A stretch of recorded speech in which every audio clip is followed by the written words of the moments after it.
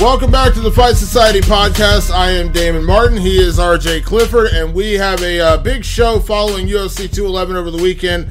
We're going to talk to strawweight champion and one of the biggest winners from UFC 211, Joanna Jedrzejczyk, is going to join us. We're also going to talk to Dustin Poirier, who had a bit of controversy over the weekend, his fight with Eddie Alvarez. And we're also going to talk to the Motown phenom, Kevin Lee. He had a big weekend as well for much different reasons than everyone fighting at UFC 211. So great show today. RJ, you were in LA. I was in Dallas. UFC 211 went down.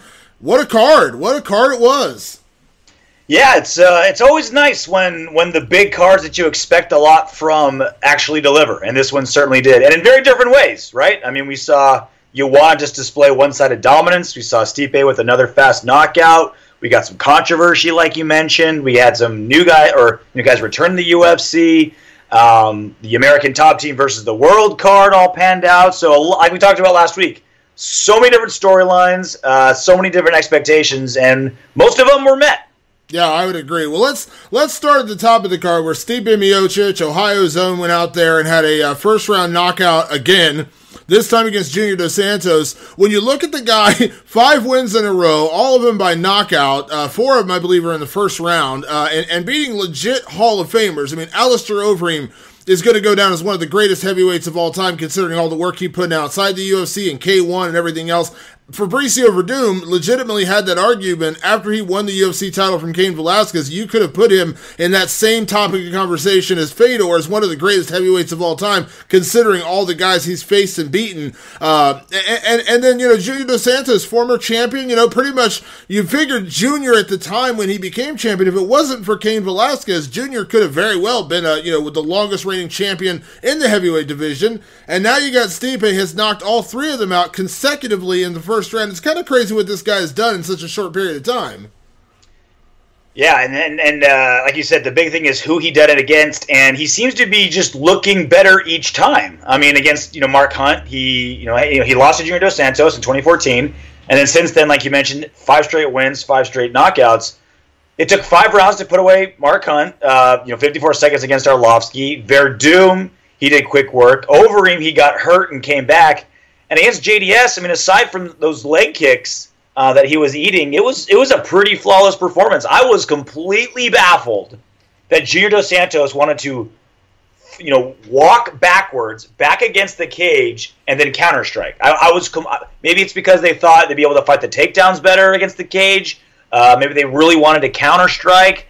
But I was absolutely baffled that you basically lined yourself up, limited where you can go, and you let a dude who just knocked out 4 straight heavyweights get within range and tee off on you. I was completely baffled by it. And if you make that kind of mistake against Stipe Miocic, you're going to be unconscious and knocked out 2 minutes and 22 seconds later. Yeah, I think, as much as Junior kind of had, where he was backing up, I was so blown away by how confident and aggressive Stipe was. I mean, I know Stipe is a step forward first kind of fighter, but the way he walked down Junior Dos Santos was pretty incredible because Junior has some of the best footwork and movement in the heavyweight division. He's an incredible boxer, and he moves really, really well. And the fact that Stipe just kind of walked him down with like zero fear of what, repercussion of what could happen. I think that was a huge statement of what happened to Stipe between their first fight and this fight. The confidence that he's built in his skills and his ability to take apart a guy like Junior. Like, you wonder if he would have had that same level of confidence,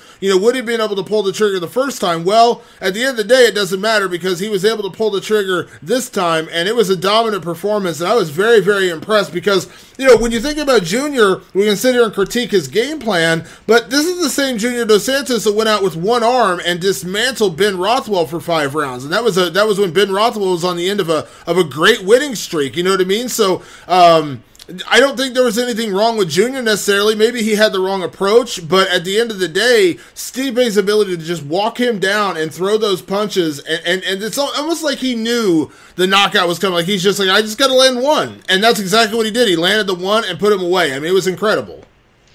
And it's that confidence that we've seen out of Stipe most recently that I think he's turned the corner on the most. We asked him on UFC Tonight, the show that I write for. All right, when you fought Fabricio Verdum, it was in front of 45,000 in Verdum's home country. You knocked him out. Then you got to fight in your hometown in Cleveland against Overeem, a K1 champion. You knocked him out. would this be almost a deflating fight for you? Like, you had just these massive emotional swings in your last couple of fights. Now, you're in Dallas, and, a great card, but not this, you're not filling a stadium, and he just, none of it mattered to him. Like, it does not matter to him at this point. He's just, I like being the champ. I like when people call me the champ, and that's not going to change.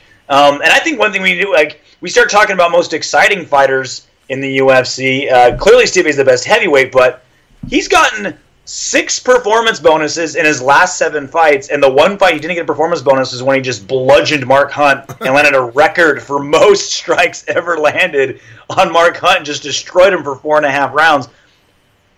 I don't think there's a single fighter who's guaranteed fireworks more than Stipe Miocic at this point. I mean, every time he goes out there, it's knockout. And the one time he doesn't, it's a 5-round war in the first time he fought JDS. Yeah. It's crazy because, after the fight, everyone kind of is in disbelief the fact that the heavyweight title has never been defended more than 2 times, especially when you think about the laundry list of Hall of Famers who have fought at heavyweight, from Randy Couture to, Mark Coleman to, even the more recurring guys like Brock Lesnar. He was as dominant was during his time.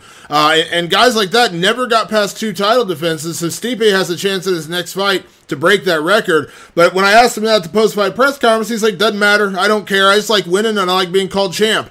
And I think that attitude, and I don't know, there's just something about Stipe. Like, it feels like Stipe is in the same shoes as what Cain Velasquez was a couple of years ago when Cain was champion, when Cain beat Junior the second time.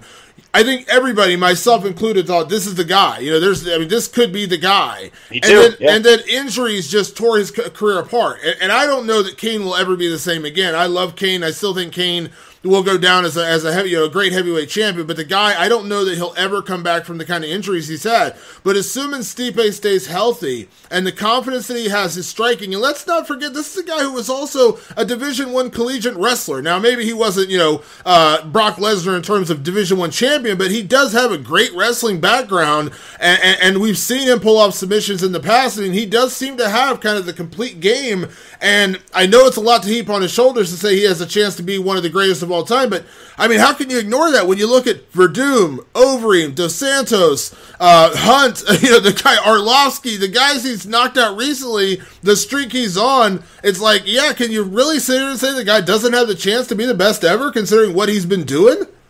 I think that will be the absolute selling point of his next fight, and that will and if he wins his next fight and has 3 in a row defenses and breaks the record for UFC heavyweight defenses, that will be the leading storyline for Stipe Miocic moving forward. Is he the best of all time? I'm still on the side of Fedor. I think going 10 years undefeated in a fantastic Pride, with rings, and then obviously most of his career in Pride, I think that still stands. But Stipe has more. He is more consistently fighting top heavyweights every fight in and fight out, whereas, as we know, in Pride, Fedor did not. He had circus matches mixed up to go with the awesome fights with Crow Cop and Nogueira, Randleman, etc. So I think that's definitely the conversation when his next fight is assigned, when his next fight is done, and the conversation moving forward is all right, guys. He has to be in that discussion. You are not treating the heavyweight division correctly if you're not putting Stipe in that conversation. Yeah, I think the problem the UFC is going to run into right now is who does he fight next? I mean, that's not because Cain Velasquez, we just heard Dane over the weekend say Cain's not going to be back till the fall, and that means he's going to be out for over 2 years. I mean, you can't put that guy in a title fight, and he's already off, obviously he's off a win over Travis Brown, but, again, that's, at that point it's going to be about 1.5 years, I guess. So I can't justify putting him in a title fight, after everything he's gone through. And the winner of Verdum and Overeem, I mean, they're fighting in July, but let's be honest, Overeem's 1 fight removed from fighting Stipe. Verdum hasn't fought since he fought Stipe, so it's like, do we really want... he did have the fight with Travis Brown, but do we really want the winner of that fight back into another title fight with Stipe? So it's like, where do you look next? I mean, you got Francis Ngannou out there, but I think Francis Ngannou is a guy that, much like what we saw and we'll talk about later in the show with Yair Rodriguez, too much too soon is very damaging to a young career. And I know Francis is confident and he's talking trash already and saying he wasn't impressed by Stipe's performance and all this crap, but trust me when I say I think Francis is a supremely talented guy, but beating Andrei Arlovski after he'd already been knocked out 3 times in a row does not make you a title challenger. I like Francis, but let's bring this guy along a little bit slower. Let's see him against an Overeem or a Verdum or anybody really in that top 5 or 6 kind of spot to where we could really see what Francis is about before he ends up fighting a guy like Stipe Miocic.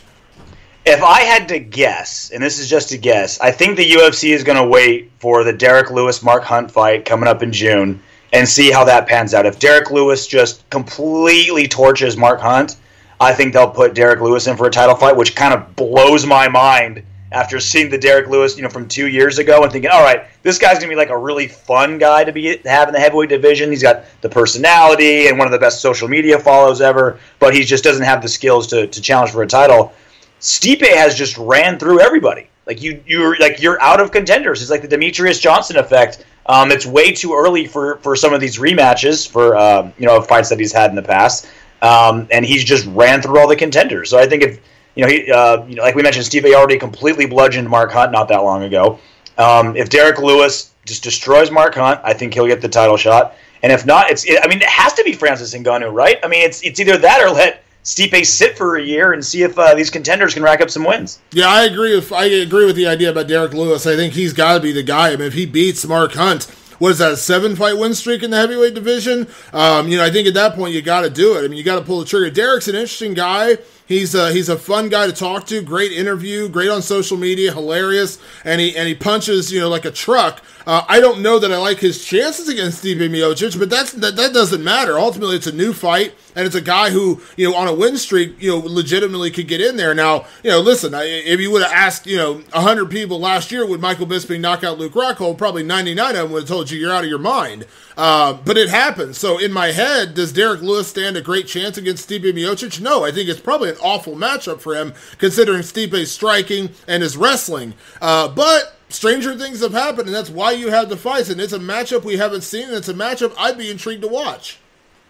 I wonder because I remember the first podcast we did, it was right after the Anthony Joshua heavyweight boxing fight against Klitschko. We're talking about, it's so great that there's this awesome heavyweight in boxing again. Heavyweight boxing is can be exciting finally again. I'm wondering if Stipe feels that role. Like, you and I know Stipe is the baddest man on the planet. MMA fans know this. But he carries himself. It's like what you said when you asked him that question at the press conference. Hey, do you care about being the greatest of all time? He's like, I don't care. I just want to be champ. Kind of nonchalant, blue-collar approach to things. While Anthony Joshua was like standing on the ring post, pounding his chest, like really letting his performances speak for themselves, but also letting himself speak for himself and really put out the persona that I'm the baddest MFer on planet Earth. If you want to be the king, it's going to come through my castle. I don't know if Stipe delivers that the same way. So obviously, in the octagon, you can't ask for anything more than he's been delivering. But I'm wondering if outside the octagon, he can really get the masses enamored with what he's doing. Because you and I see what he's doing, and it's impressive. And people who bought the pay-per-view at 211 appreciate it. People in the American Airlines Arena in Dallas on Saturday appreciated it. I'm just wondering if he can really get that mystique, that Mike Tyson, that Muhammad Ali, that mystique of a heavyweight champion and really grab the masses. You know what I think it'll take, honestly? I don't think it's Stipe trying to become something he's not. He's never going to be a guy to start talking trash and become, crazy, whatever. He's hilarious. He's absolutely hilarious. Yeah. One of the funniest dudes you'll ever talk to and hang around. I mean, what you see on Embedded, when he said that's me, that's absolutely him. I went to his gym 2 weeks ago to spend the day with him down in Strong Style, and that's absolutely Stipe Miocic. That is him 110% of the time. So you're not going to get him to become Conor McGregor of the heavyweights, where he's going to start talking trash or even going insane like Tyson Fury as a heavyweight boxer. Here's what I think Stipe needs. If you want to know the honest truth about this, and this is a big question if this ever happens, but I think if he eventually could get a fight, as crazy as it sounds, and it's not even heavyweight, if he could get a fight with a guy like John Jones, a proven track record guy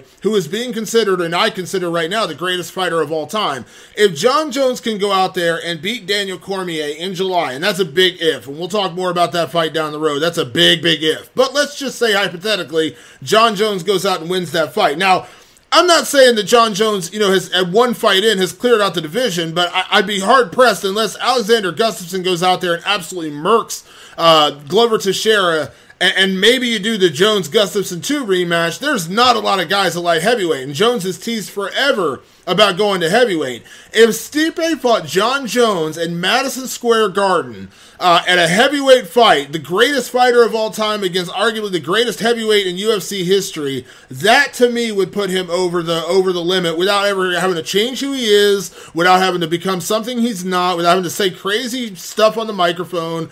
Fight a guy like John Jones, who everyone considers to be the greatest, and beat him. And I'll tell you right now, I think that is a great matchup for Stipe.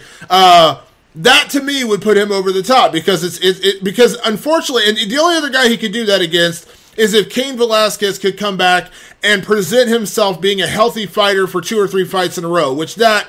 At this point, sadly, I don't know that will ever happen again because Cain, arguably, in my opinion, was going to be the guy. There was going to be a guy to surpass Fedor. I thought Cain was the guy.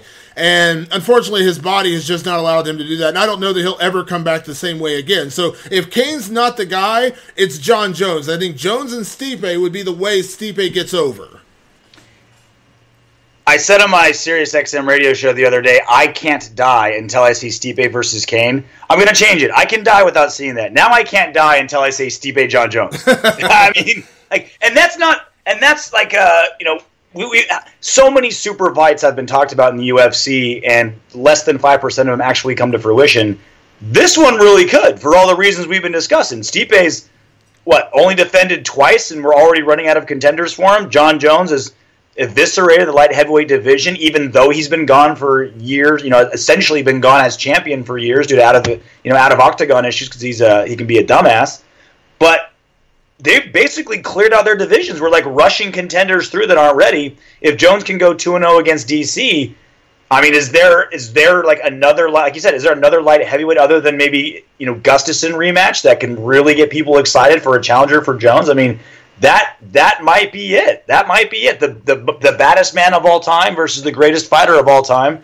Hell, if you can't make that guy get over, nothing will. Yeah, exactly. Speaking of getting over, on Saturday night, going into the fight card, Joanna Jedrzejczyk entered as the smallest favorite she's been since becoming UFC strawweight champion. She was like a minus 160 favorite over Jessica Andrade, who was like plus 140, I believe, somewhere around that range. It was the closest odds she's ever had. Unfortunately for the odds makers, the fight wasn't nearly as close as they made it appear because Joanna Jedrzejczyk went out there and absolutely assassinated Jessica Andrade for 5 straight rounds, 50-44 on one card, 50-45 on the other. She outstruck her, I believe it was like 225 to 83 in significant strikes. It was a lopsided fight. We're going to talk to Joanna in just a minute, but I tell you what a performance out of Joanna because, man, I tell you what, Jessica Andrade was the real deal. She looked like the real deal. She looked like a person who could have stylistically some issues that could create issues for Joanna Jedrzejczyk. And boy,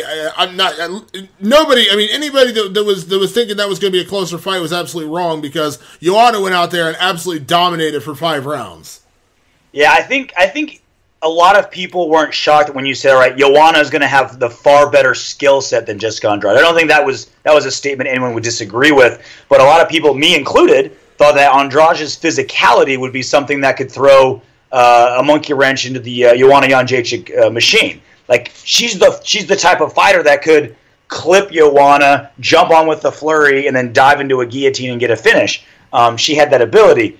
Joanna never even let that be an issue. Like, other than the first, moments in the first round where Andrade landed, got a couple takedowns, Joanna was not only in the driver's seat, she was treating Andrade like a punching bag. Like, it might as well been Andrade's face was a boxing mitt. I mean, that was how Joanna handled her. It was also, you can also see, it was a great example of the drastic difference in camps as well. I mean, American Top Team has put countless fighters through 5-round championship fights.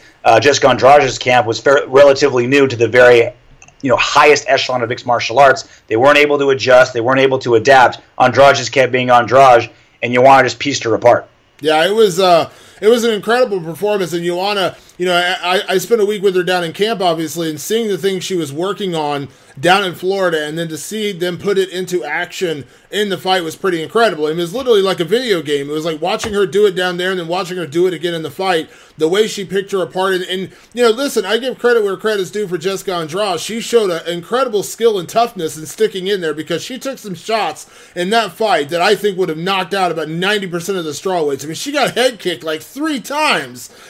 She had some straight punches from Joanna that snapped her head back like it was in a car accident. And see, she somehow kept coming forward, and kudos to her for having that kind of skill or that kind of toughness and heart.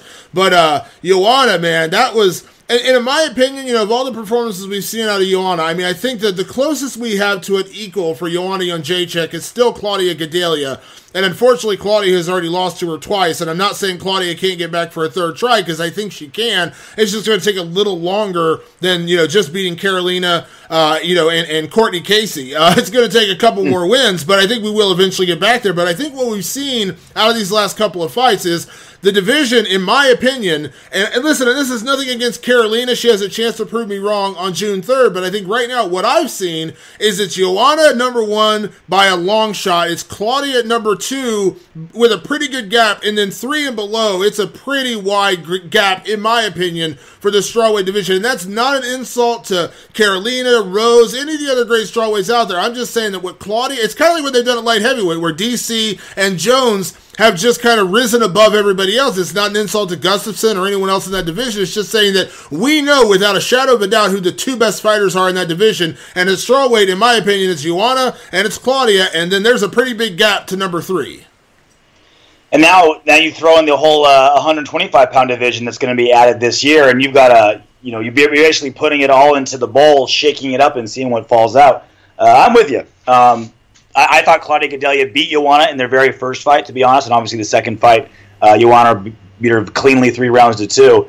I don't think they're done fighting. Now, whether it's at 115 or 125, we may not know. Maybe one of them stays at 115, one goes up to 125. I know Joanna has mentioned she wants to be a 2-division champion, keep her belt at 115, and fight at 125. I think that's a great idea, because it's not like there's this mass of 125-pound female stars that are dying to get a belt. I think Joanna is clearly the most popular female fighter on planet Earth right now, and for good reason.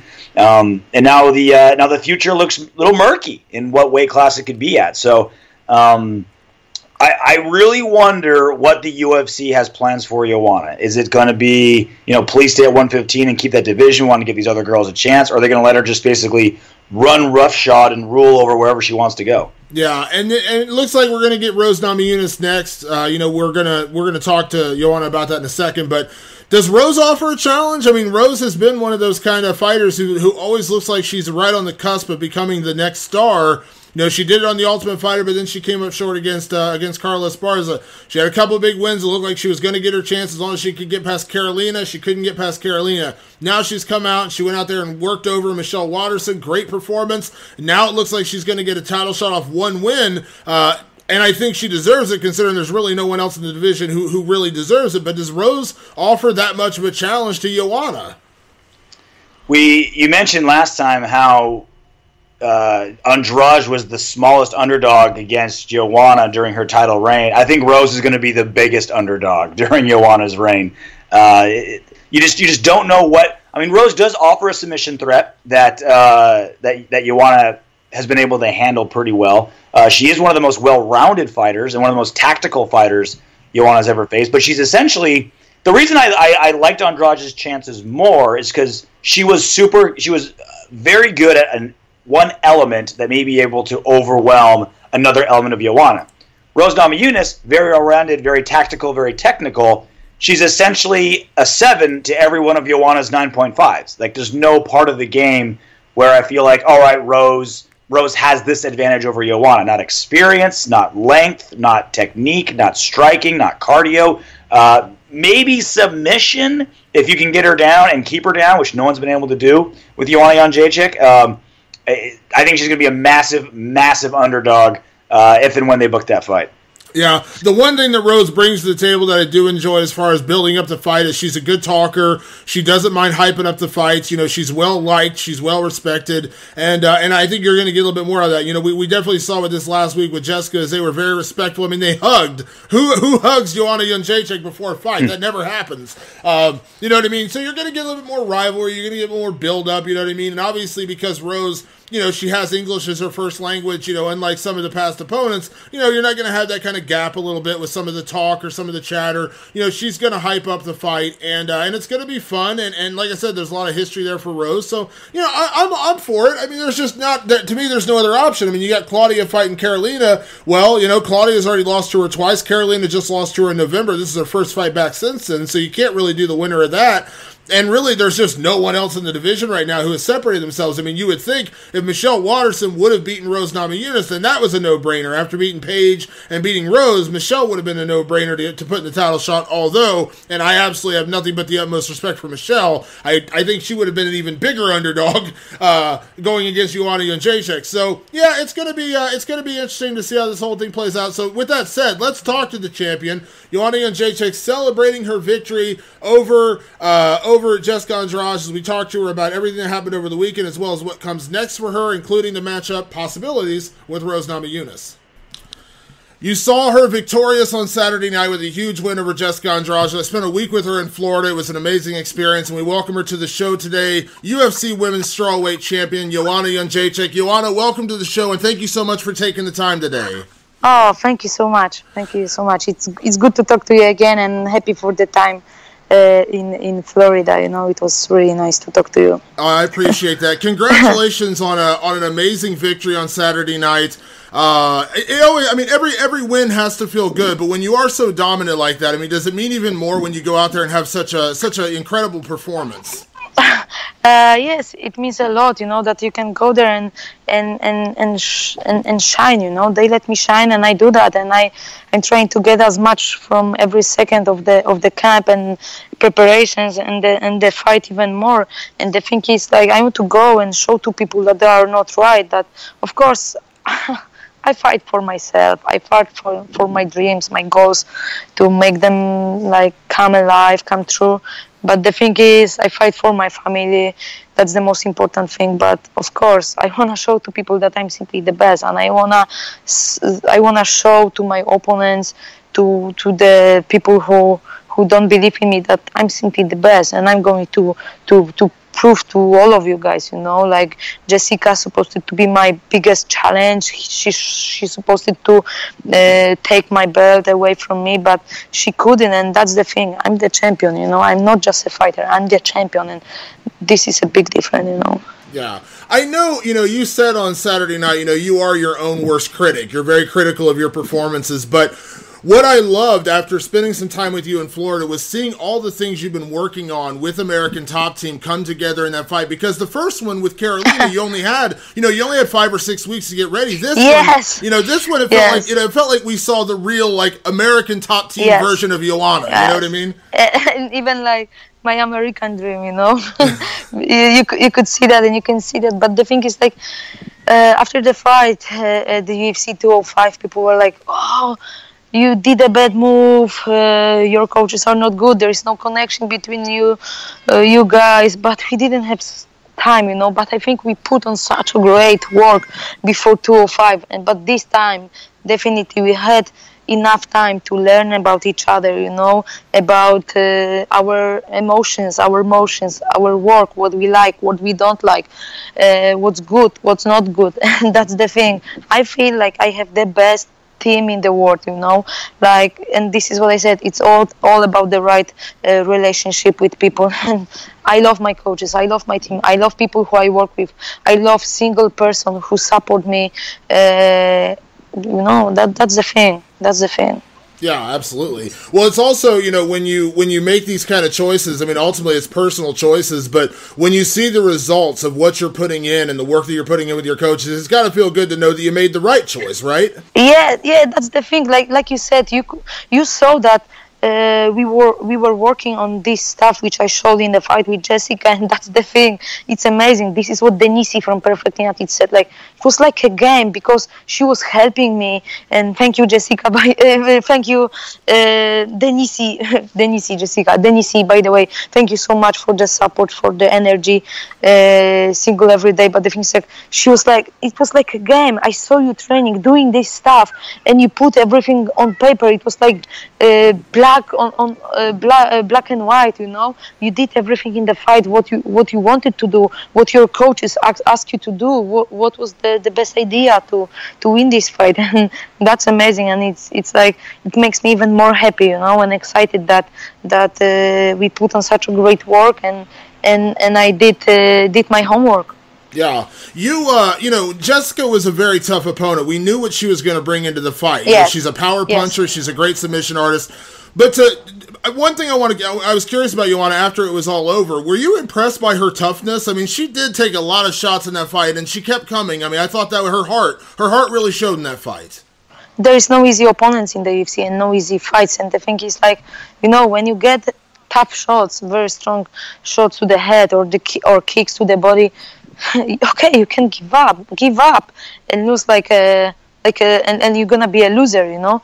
But you know, it's a championship fight. You know, anything can happen. So you must fight till the end. You know, some of the fighters, they cannot handle the punches, the pressure. So they just give up. You know. But Jessica, she's a real warrior.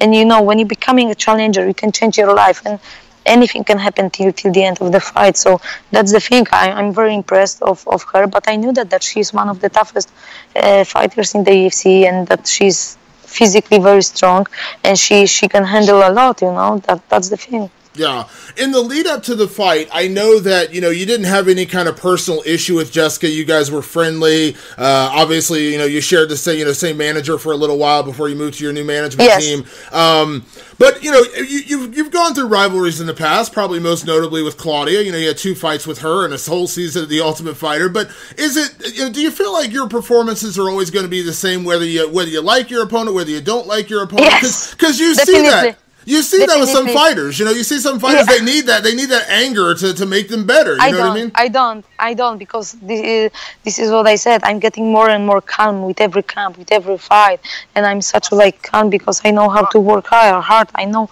my value. I know my strength, my power, and what I want to do and show to people with every fight and in every fight. And that's the thing, you know. If they want to fight with me, if they want trash talking, if they want to get into the mental game before the fights, I let them do this and I play with them. But I show to them that I'm also the champion in the mental fight, you know. And they make me even more hungry to beat them, you know. They make me more angry. But the thing is, I don't let these feelings drive me crazy or get me out of the emotions. Everything is just right, you know. Yeah. I know how to keep the balance, you know, and I know what's in my mind, and this is what I like about Kami Barzini, Mikey, Cattell, other people in my corner, and about my whole team. They know it was our second fight, but they know how to talk to me before the fight, what to say, and how to keep me ready, you know. Yeah. One of the things that I learned so much being down there with you in Florida was, you know, everyone knows the Joanna that, you know, gets in their opponent's face, and you have that, you know, that weigh in, you know, we talked about seeing the fear in your opponent's eyes, things like that. But one of the things I loved about your camp, and especially talking to Cattell and Kami and all the guys down there, was the positivity. We saw it in Embedded. You're always smiling. You're having fun. I mean, that positivity has to be a big part of you getting ready for fights, because it seems like you guys are you're working hard, but you are having fun with it as well. Yes, of course, because I'm enjoying my life as a human, but as an athlete and UFC champion. So that's the thing.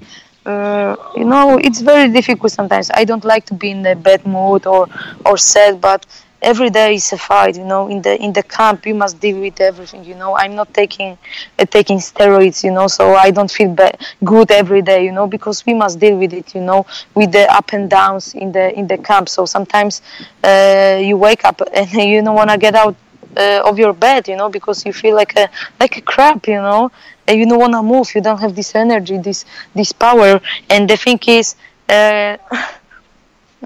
you know, I'm just trying to enjoy this process, and that's the thing. It's my job, it's my hobby, it's my passion. So I'm trying to just be happy with that and stick to that. When I'm mad or when my energy is low and I'm sad, I'm like, you don't have to be like this. It's all up to you. So enjoy it, because you must go through this if you wanna reach the victory at the end of this road. You know. Yeah.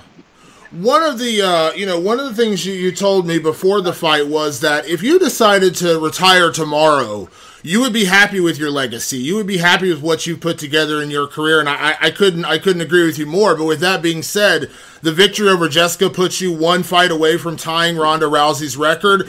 Is that something that is important to you now that it is so close? No, it's not. You know, I want more and more. You know, every victory makes me hungry more. You know, and I want to reach higher goals, and that's the thing. And I want more and more with every camp. Sometimes I'm like, oh man, I'm so far away from my fiance, my family and friends. I would like to meet them, go for a good dinner, or just relax. But it's time to put on great work. It's part of my life where I must be very serious with my fighting career, my fights, my performance. So I give as much, you know. And but with the new team, I feel like I want to learn more, you know. I want to learn new things. I want to be better fighter, you know, and keep on proving to people that everything is in our minds and our heart. And it's all about the right people around you. Yeah. I know you have so much respect and consider Ronda Rousey a friend, but, you know, with Ronda, you know, most likely retiring from the sport, for some reason we always want to look to, you know, to the next person, the next star, the next face of our sport. Right now, I think, you know, on the male side, it's Conor McGregor. I think he's earned that right as the biggest star, but do you mind that role, Joanna, if you are the face of women's mixed martial arts? I mean, is that something that you embrace as kind of like the role model and kind of like the face of the women's division? Oh, why not? Why not? But I don't know. There is so many great athletes in this sport, in this business, and you know, it's nice. It's nice when people say that. You know, it's nice when people look up to you. Yeah, and it's very nice. You know. Yeah. You celebrate your win over Jessica. Obviously, you're going to get some time off and enjoy some time with your family. I know how important that was to you, you know, going into the fight. But you never, you know, there's always the next person. There's always going to be who's next, what's next, and obviously it looks like it's going to be Rose Namajunas. Did you see her in the crowd on Saturday night? Because she was there and she had this kind of look on her face. I mean, obviously she's been talking a lot, as a lot of opponents do, and maybe this will be a little bit more like the Claudia fight. I don't know. But what are your thoughts on Rose? I saw her there, but it was all about Jessica and our fight. But the thing is, like, it's my question: who's next? You know, I'm ready for everyone, but my question is, are they ready for me? Maybe she had a weird face because she knows what's coming. You know, she knows that I'm bringing hell to the octagon, you know. But the thing is, I said so many times that Rose is a great athlete. She's very young, very talented, and I said that one day she will become a world champion, you know, UFC champion. That's the thing. And I said that I don't know if I will face Jessica, if I will face Rose in my next fight. If not, also good. But I don't mind. Yeah. You are the strawweight champion. You are so close to, making history and kind of breaking records. But everyone was curious about your thoughts on the flyweight division. I know you mentioned the possibility of doing that next year. Kind of a two-part question. Is that the plan to, potentially pursue that second world title? And Dana had said, and this is a question I asked him on Saturday night about, you move into that division. And he said, if you move there, he didn't think you'd ever want to come back to strawweight. But I feel like you said you wanted to do both. You wanted to fight and win and defend both titles, right? Yes, sure, because I feel great. My workouts are good. Even we learning how to make it more easy with my doctor and my nutritionist, with Perfecting Athletes, with Michelle and Paulina, and it's getting easier and easier, And the thing is, I feel great, and I want to be the real champion, and defend my title in two different divisions, If I gonna become a champion in the second division, it's definitely going to be a big challenge, probably one of the biggest challenges in my life. But the thing is, I want to do that, If I will win the belt, will be great. If not, I will be more than happy to put on great fight, and that's the thing. But I believe in myself. It's not an easy process.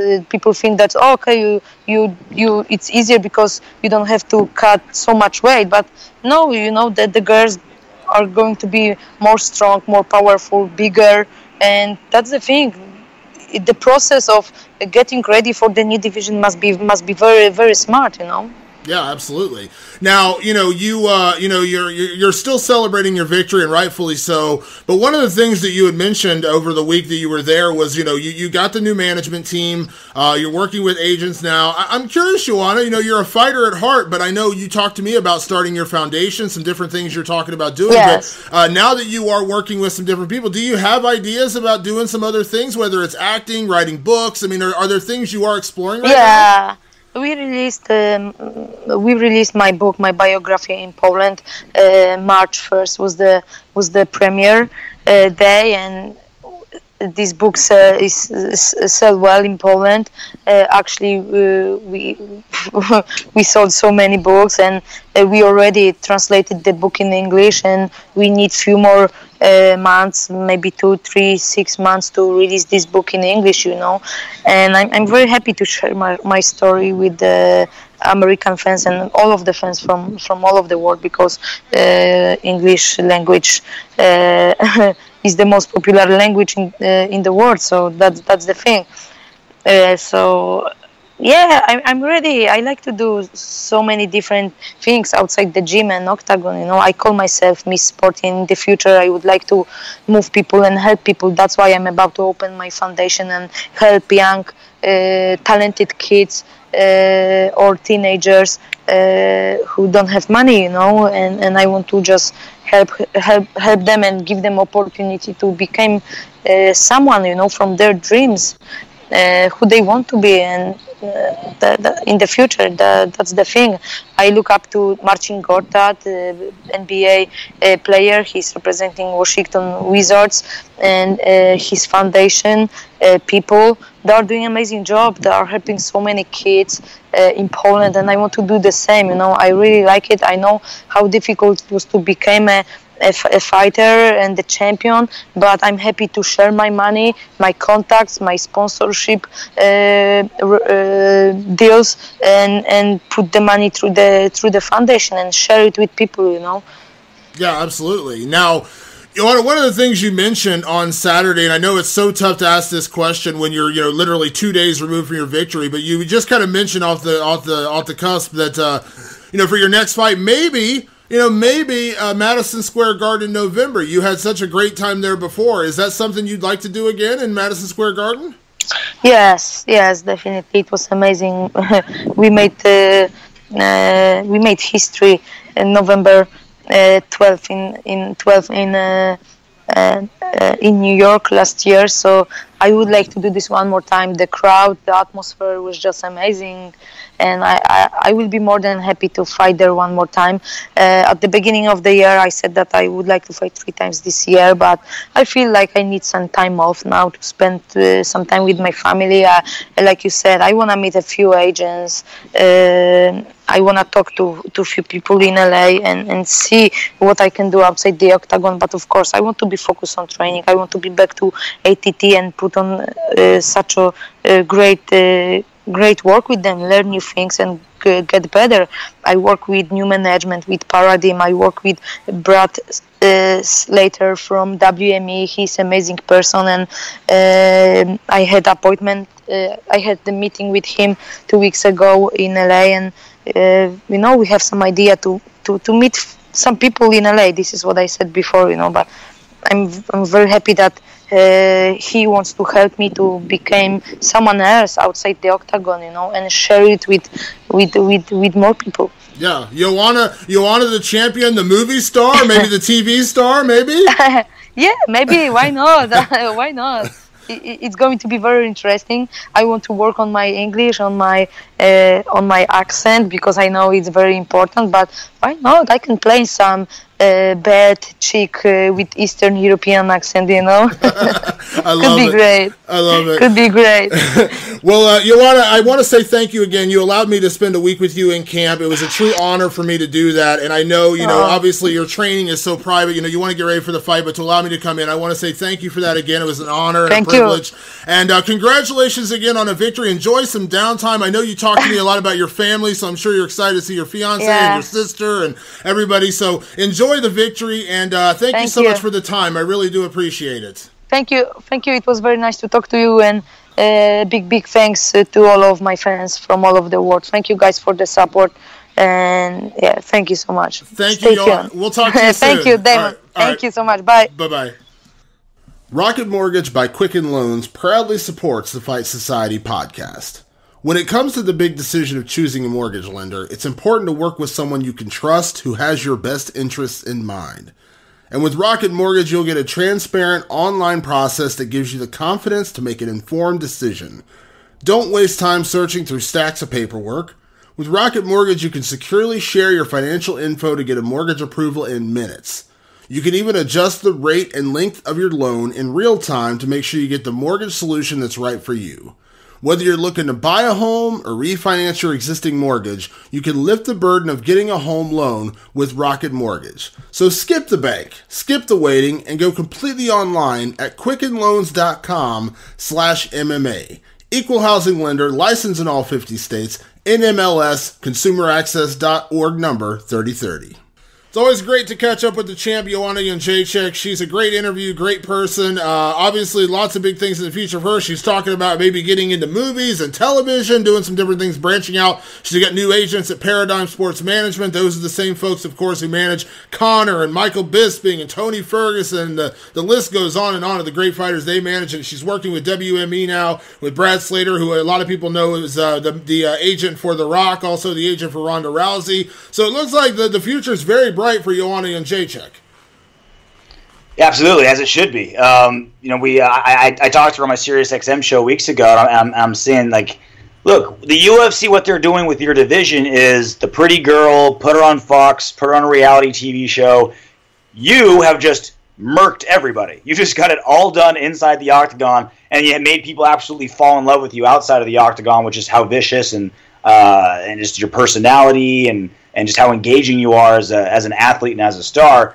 It's all that she's deserved, and it really does feel like she's playing chess and the rest of the other girls are playing checkers. It just feels like I don't know what it is, whether it was her upbringing, whether it was moving from Poland to American Top Team, just her mentality or what, but she is the queen and everyone else is the peons in that division, at least for now. Yeah, it's pretty incredible what she's done.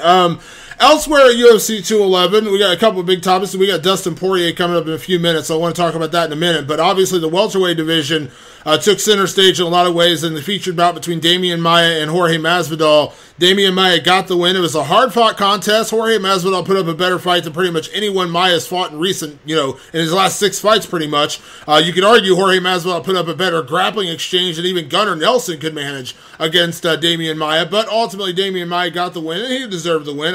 I still don't understand how one judge gave that fight 29-28 to Masvidal, although, again, I pay all the credit to Masvidal because he was tough as hell and he hung in there.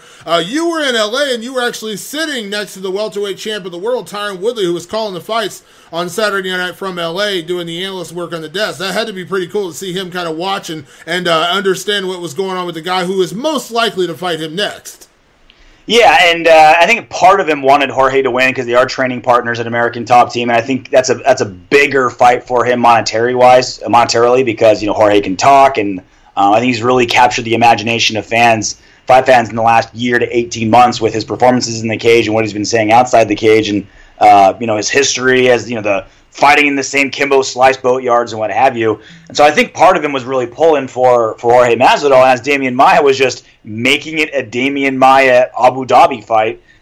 He was squirming. He was squirming, Damon, and it was funny to watch. I was sitting right next to him when he was watching that. He's like, man, this training camp is going to suck. It's going to literally just be like black belt after black belt on my back as I'm trying to defend and trying to rip them off me. And I don't even know if that's exactly the best way to go, because Damian Maia's game, no one else does it like him. It's like there's a lot of very high-level jiu-jitsu guys, and obviously a ton of very high-level wrestlers over at American Top Team, but none of them take people down the way Damian Maia does. He's like an anaconda that as soon as he grabs like your leg, he's not going to run the pipe like a wrestler or switch to a double like a wrestler. He's going to like fall down and get an underhook and then roll to a sweep and then come back up over your waist. And it just worked time and time again against Jorge Masvidal. You said you don't understand how one judge gave it to Masvidal. I don't understand how one judge gave one round to Masvidal. Damian Maia made that fight his fight from beginning to end, other than, Jorge did get a couple licks in here or there. But other than that, the bulk of the fight, it was Jorge fighting for his life, trying to rip Damian Maia's arms off of his neck so he didn't get choked unconscious. Yeah. It was, what's crazy about Damian Maia, and I asked him this at Media Day on Wednesday. I said, you've pretty much,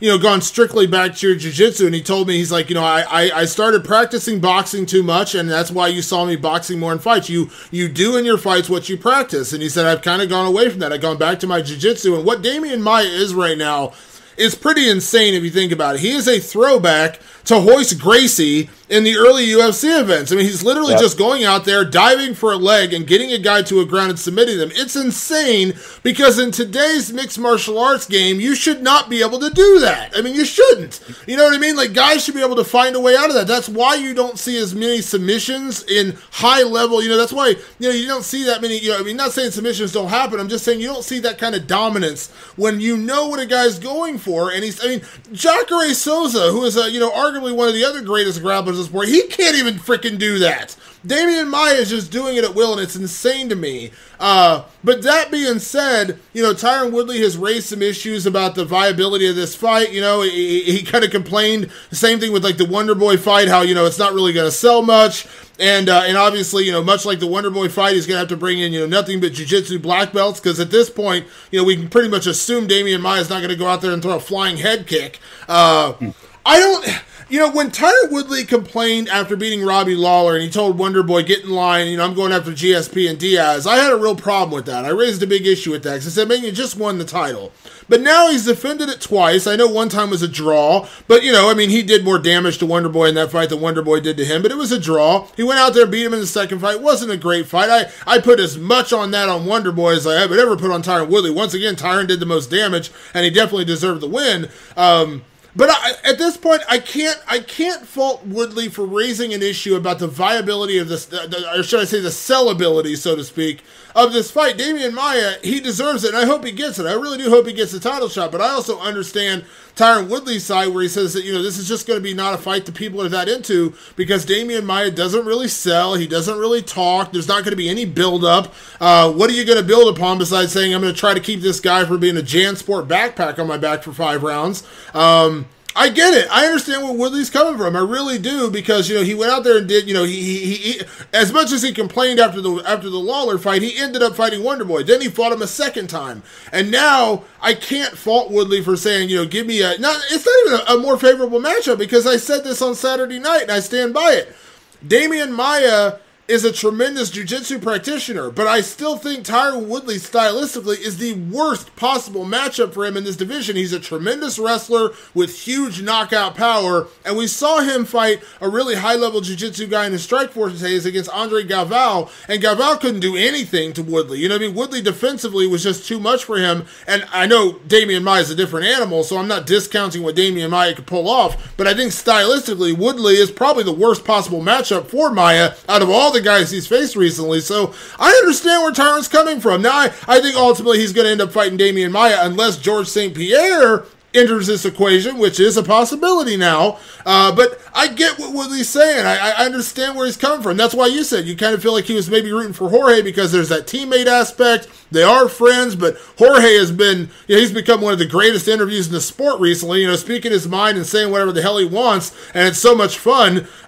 You kind of think that would have been a big build-up. That would have been a great fight. That would have been an interesting build-up. Probably would have got a few more eyeballs. So I can understand where Tyron's coming from. Maybe you can understand where Tyron's coming from. Maybe you can't fault him, but I sure as hell will. Look, T-Wood, you got to be on a Conor McGregor undercard.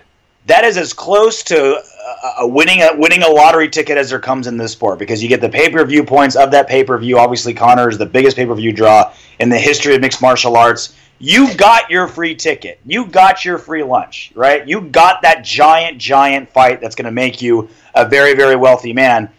I don't know if it's not like he's like, dude, all right, I've defended 3 times against terrible opposition that I had bad matchups and they weren't draws at all. I'm due a big fight. Nope, Tyron, you had the biggest possible fight put in your lap. Now it's time to fight the best in the division, and Damian Maia is clearly that guy. The only wild card here is, like you mentioned, George St. Pierre.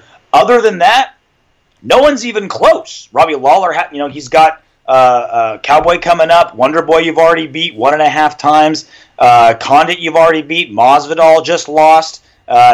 Cerrone, he's got his fight. I mean, there's just nobody else.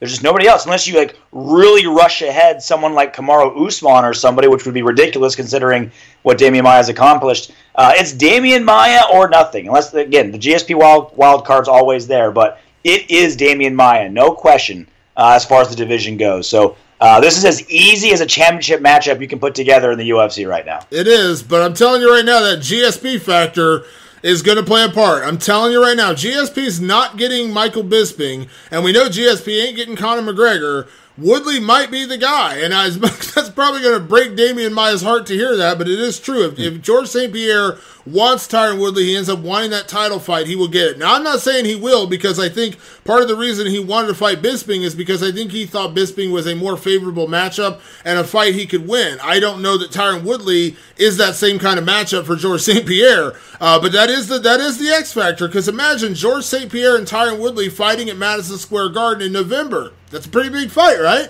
If Damian Maia doesn't get this next title fight and Tyron Woodley fights George St. Pierre, T1 needs to give Damian Maia a fruit basket once a week for the rest of his life. That would be so terrible for poor Damian Maia. But you're right. I've said it on this show with you multiple times. George St. Pierre, when he comes back, he gets pick of the litter. He has earned it. He carries that much cachet. He's the best welterweight of all time, one of the best fighters of all time. If he wants to fight Demetrius Johnson, Stipe Miocic, Michael Bisping, or Tyron Woodley, he gets that shot. I just hope this time, when he announces who he's going to fight, or the UFC announces who he's going to fight, it comes with a date, a pay-per-view time, and a venue. Instead of just, well, we're going to do it at some point. 3 months later, everyone's still got their hands in their pockets. Yeah. At least with that, if you do wait till November and you put it on the Madison Square Garden card, Woodley did just defend his title in March. And champions typically defend their titles twice a year. That's not that, that's not that far out of the realm of possibility. So if Tyron ends up fighting in November, as much as it sucks for Damian Maia, and yes, I would feel horrible for that poor guy, but that would make sense versus Bisping, who would have been out for well over a year without the middleweight title being defended. So I get there is a difference between the two. So if that's what ends up happening, I would not have nearly as much problem if Tyron sought out till November as opposed to Bisping settled out till November. Yeah, and that's what made that fight sour for me and for a lot of people. Not that, yes, that it's happening for people who really wanted to see Romero Bisping, me included, but the fact that it just took so long, it only had a show, super fights stop divisions as it is. Super fights that take 6 months to book completely stop a division at a red light. So whatever they book, just book a date, book a time, and make sure GSP's signed and not just giving you a promissory note. Or he essentially gave Michael Bisping a promise ring and never proposed. Very true, very true.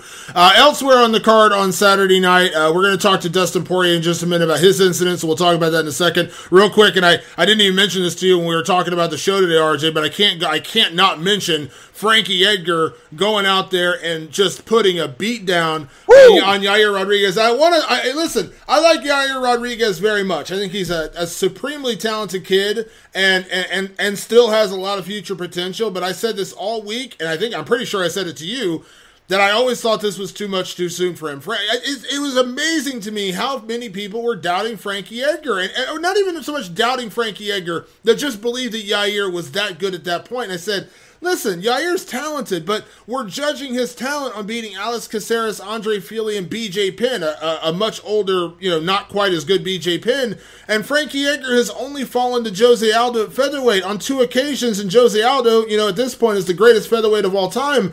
I was shocked at how many people were picking against Frankie, and boy, I tell you what, did he shut up anybody that thought that was going to be a passing of the torch. He picked up the torch and then smacked Yair Rodriguez around the ring with it.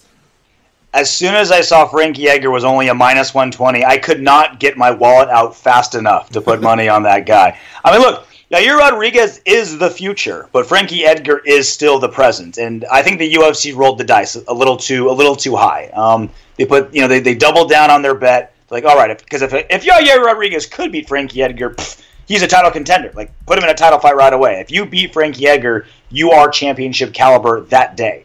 So they said, all right, let's roll the dice. Let's see if he's ready. He absolutely is not. And this is certainly, and I think the UFC knew the risk as well, that if he got smashed by Frankie Edgar, which he absolutely did, he still has tons of time to redevelop. He still has time in an exciting division with a lot of prospects and a lot of options for him to build back up and be that champion that they feel, or they hope, and I feel he will be one day. But old man Frankie, man, he's still kicking. He's still the elite. Yeah, you can't doubt what that guy's done, that resume that he's put together, and it was a not-so-subtle reminder that Frankie Edgar is far from finished, I guess is the best way to say it. And, Yair will have a chance to rebuild. I mean, he learned he had a glaring weakness in his game, which was his wrestling. He got taken down at will, and he couldn't get back up from the bottom. I mean, he just absolutely got stuck under Frankie Edgar. Now, I compliment Frankie Edgar for having incredible ground control, but he was stuck there. He was like a turtle on his back, and he just got beat up for 2 rounds until the fight got stopped. And also, to that point, the damage that Frankie inflicted was insane. I mean, he just battered that kid. So we saw a glaring weakness in Yair Rodriguez that we can hope he will fix. He'll hopefully hire a wrestling coach or somebody to help him learn how to wrestle better. And then we see him come back, and then maybe we see him against... what I'd like to see for Yair Rodriguez is him get, somebody like maybe the winner of the upcoming fight with, Doo Ho Choi. He's got a fight coming up against Andre Fili. Obviously, Andre Fili's already fought Yair, but if Doo Ho Choi can beat Andre Fili, Doo Ho Choi and Yair Rodriguez, that's a hell of a fun fight. That, to me, is a better building block than and listen, let's not forget, this is the fight Yair asked for. He asked for Frankie Edgar. His team wanted this fight. They had confidence in him. A lot of people clearly had confidence in him. We just learned, the painful truth, which was Yair wasn't ready, and Frankie Edgar is still one of the baddest men on the planet. And Frankie's only getting better. Like, this is the other thing. People I feel like so many fans and media were waiting for Frankie to get old. He's going the opposite direction. He's 35.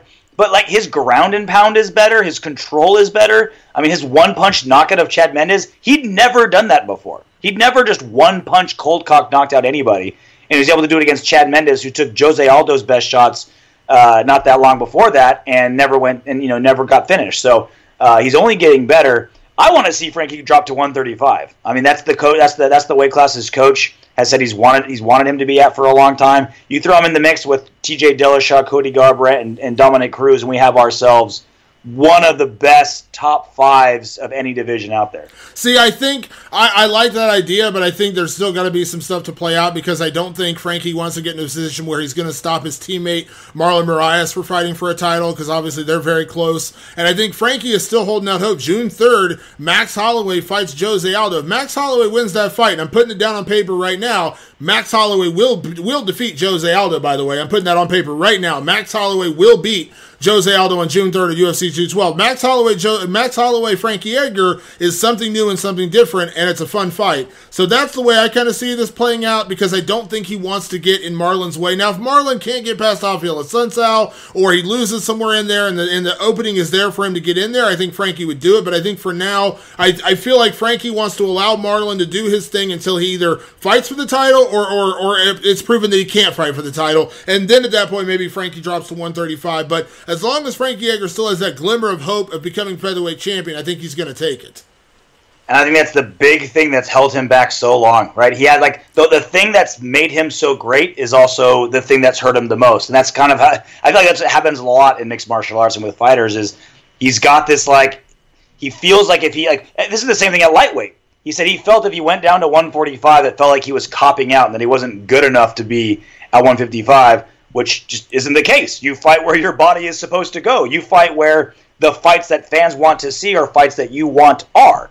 I don't know anybody with half a rational brain that would say Frankie dropping down to 145 was him running away from lightweights, or him dropping to 135 was running away from 145ers. So if he keeps holding off time for his teammate Marlon Moraes, that's very noble of him. But he's the Hall of Famer. He's the guy that could be easily, like it's really not crazy to think about him being a 3-weight champion. He's already won at 155. He's certainly capable of winning at 135, 145. I would hate to think that, you know, a teammate is the reason why he refused to really chase that kind of level, that kind of legendary status. Yeah, I think it could happen though. I really do. I think if he can fight Max Holloway and win the featherweight title, I still think the bantamweight title is within his grasp, and I would absolutely pay big money to see Frankie Edgar against Cody Garbrandt, Frankie Edgar against TJ Dillashaw, any of those fights. Frankie Edgar against Dominic Cruz, a fight I've dreamed about for years. So any of those fights, sign me up right now. Take my money. You and me both, brother. With that said, before we get to our next guest, Dustin Poirier, obviously his situation was a big one on Saturday night. He ended up in no contest with Eddie Alvarez, a tremendous performance by both guys, by the way. I mean, they both went out there and landed some big bombs. I mean, Dustin was lighting up Eddie Alvarez, and Eddie Alvarez somehow came back after he was hurt. But then the end of the fight came after a trio of illegal knees. And Herb Dean, who I think is, the best in the business, along with Big John McCarthy, inexplicably called it a no contest. Now, I know, Herb has kind of, tried to justify his reasoning. I love Herb Dean, but I just don't buy it. It should have been a disqualification. Dustin Poirier shouldn't have walked away with a no contest, and you'll hear from him in a second. I think Dustin, I think the big thing for Dustin also is he lost half his paycheck. I mean, that's a big deal with no contest. If he was getting paid, let's say $50,000 and $50,000, that's half his money gone. I just, that's crazy to me, and I think they made the wrong call. I think it should have been a disqualification.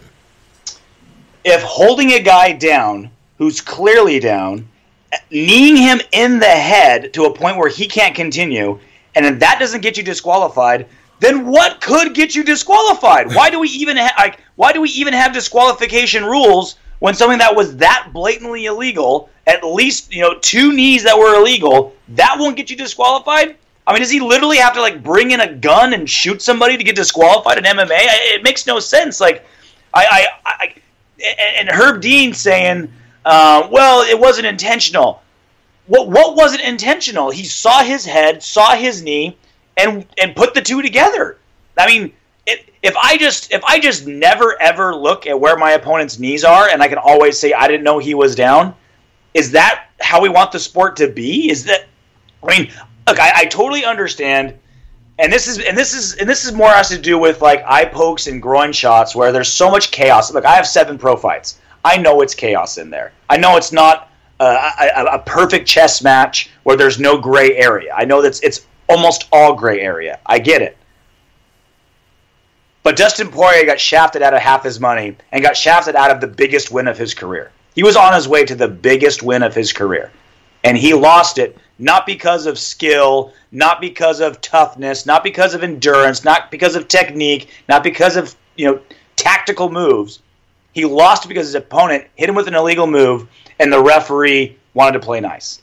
Yeah, and I think the thing is here is I don't consider Eddie Alvarez a guy I would consider a dirty fighter by any stretch of the imagination, but he did an illegal move, and that's all there is to it. It's illegal to do what he did. That would be we like to admonish John Jones for the whole eye poking thing, but if he ended a fight by an eye poke and it's an illegal move, I mean it's an illegal move. I mean that's what it is. It's an illegal move. You shouldn't do it, and when you do it, you got to get punished for it. It's the same way. I mean we flip out constantly on Twitter and social media and on shows just like this when guys grab the cage and the referee doesn't stop them from doing it. When they do other things that are egregious and they don't stop them from doing it. They get groin shots and they don't get penalized points. All these different things that we like to rail on referees for not doing to protect the safety of the fighters or to punish punish a fighter for doing these acts. And here is, to me, the clearest case of a guy doing the wrong thing. He landed 3 illegal knees, the last of which knocked Dustin Poirier out. And it was the most egregious of them all because Dustin was clearly, he was on the ground. There was no question. There was no Weidman Mousasi moment where you're like, was his hand on the ground? Was his hand not? Dustin was laying on the mat and he unloaded a knee. I understand it's all rapid fire. I understand you're in the heat of the moment. And I understand in Eddie's case, he was probably still rattled from having Dustin, knock his head off, 30 seconds before that. But at the end of the day, you're in a fight. It's not a street fight. You got to know where you're at. You got to know what you're doing. When a guy's down on the ground, you can't soccer kick him either. I mean, I understand we're talking about, heat of the moment. And my instinct is to kick a guy in the head if he's laying down there. But guess what? I know the rules. I can't do that.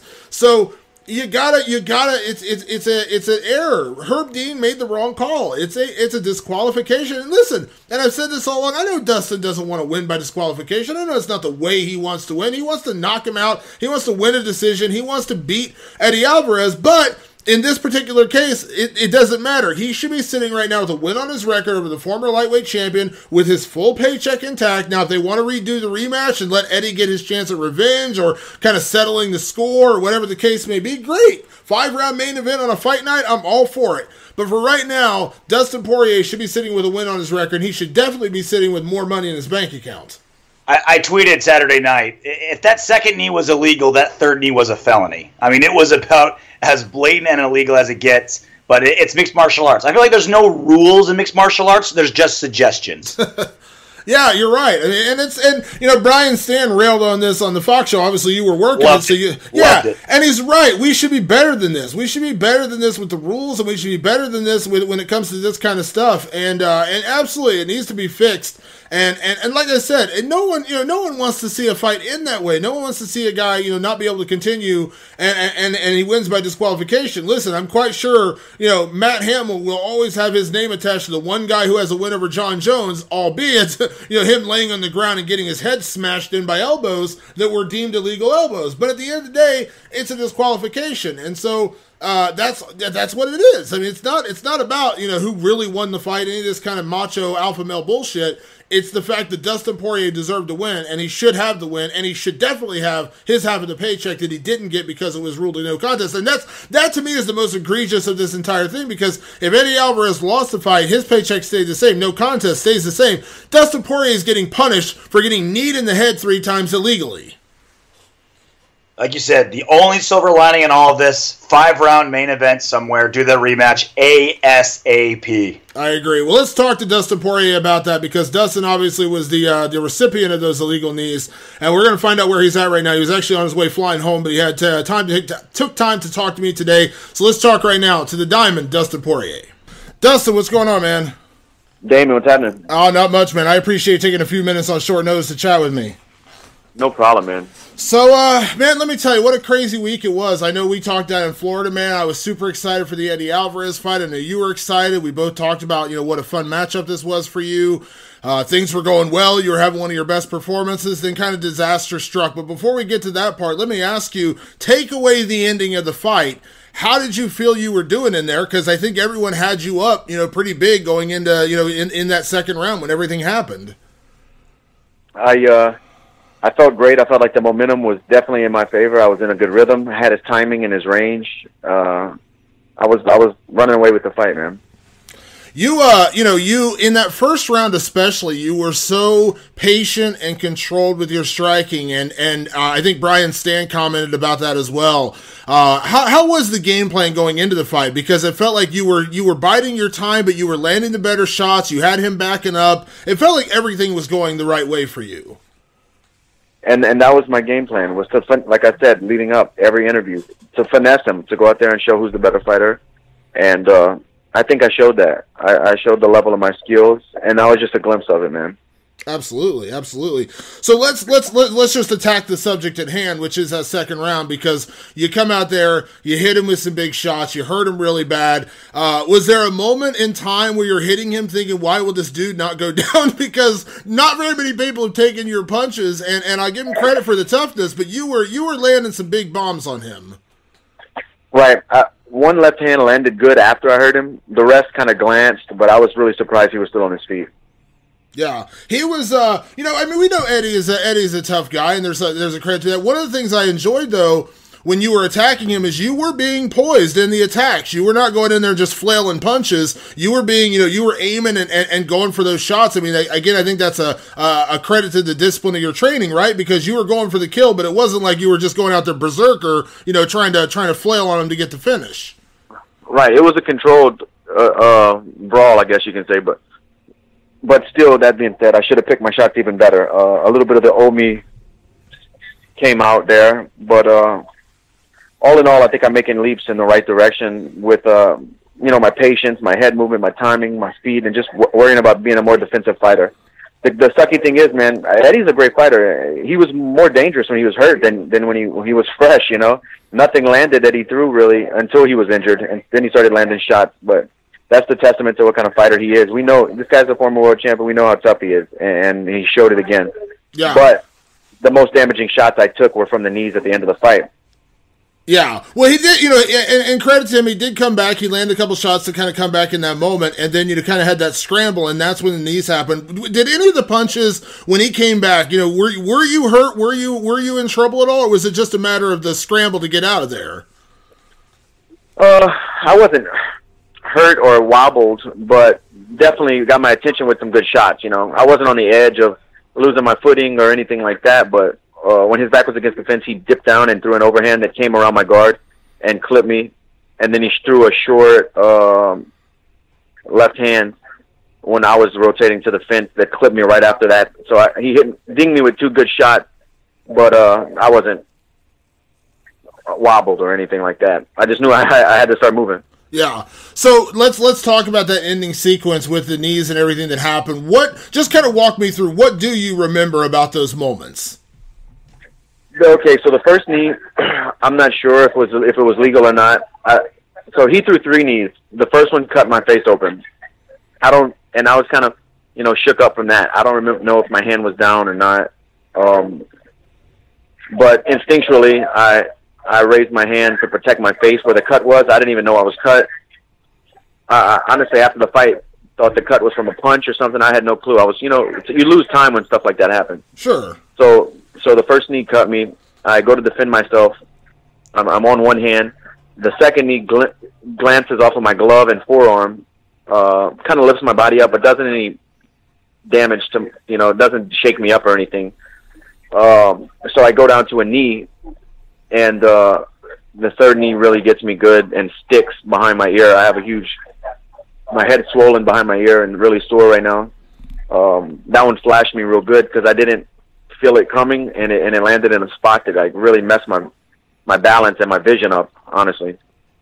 Yeah, and when you're in that position, and this is not me making an excuse, I'm just assuming this as a fighter and as a person watching the fight. When you're in that position, when your knees are down on the ground, you're not looking for that knee coming at your head. I mean, obviously, I'm not bracing for it. I have no clue it's coming. I thought I was going to fight his hands and stand back up, and that's not an instance where I'm playing the game of touch, pull the hand, touch, pull the hand. That's an instance of me being a grounded fighter and think I'm protected by the rules. Yeah. So the fight gets paused. Obviously, we heard you talk about after the fight. The doctor, asked him. You got blasted with a knee when you were down. I mean, there's no way about it that's not going to hurt you. And you only have a few moments there to recover. Were you surprised the fight was stopped? Were you? I mean, how was your reaction when that whole thing went down? They asked me what I felt, and I wasn't directly given like a time limit. Like, well, we'll give you 5 minutes, see how you feel. It was kind of like, how do you feel right now? And after the craziness of what just happened, I kind of didn't know what happened, and I felt like a lot of pressure in my left eye, and I couldn't really see at first. I thought I don't know, you've never been hit in the face, but sometimes there's a feeling like when you get hit under the eye and your eye starts swelling and it gets in the way of your vision. That's kind of what my eye felt like. I thought my eye was swollen closed, honestly. Yeah.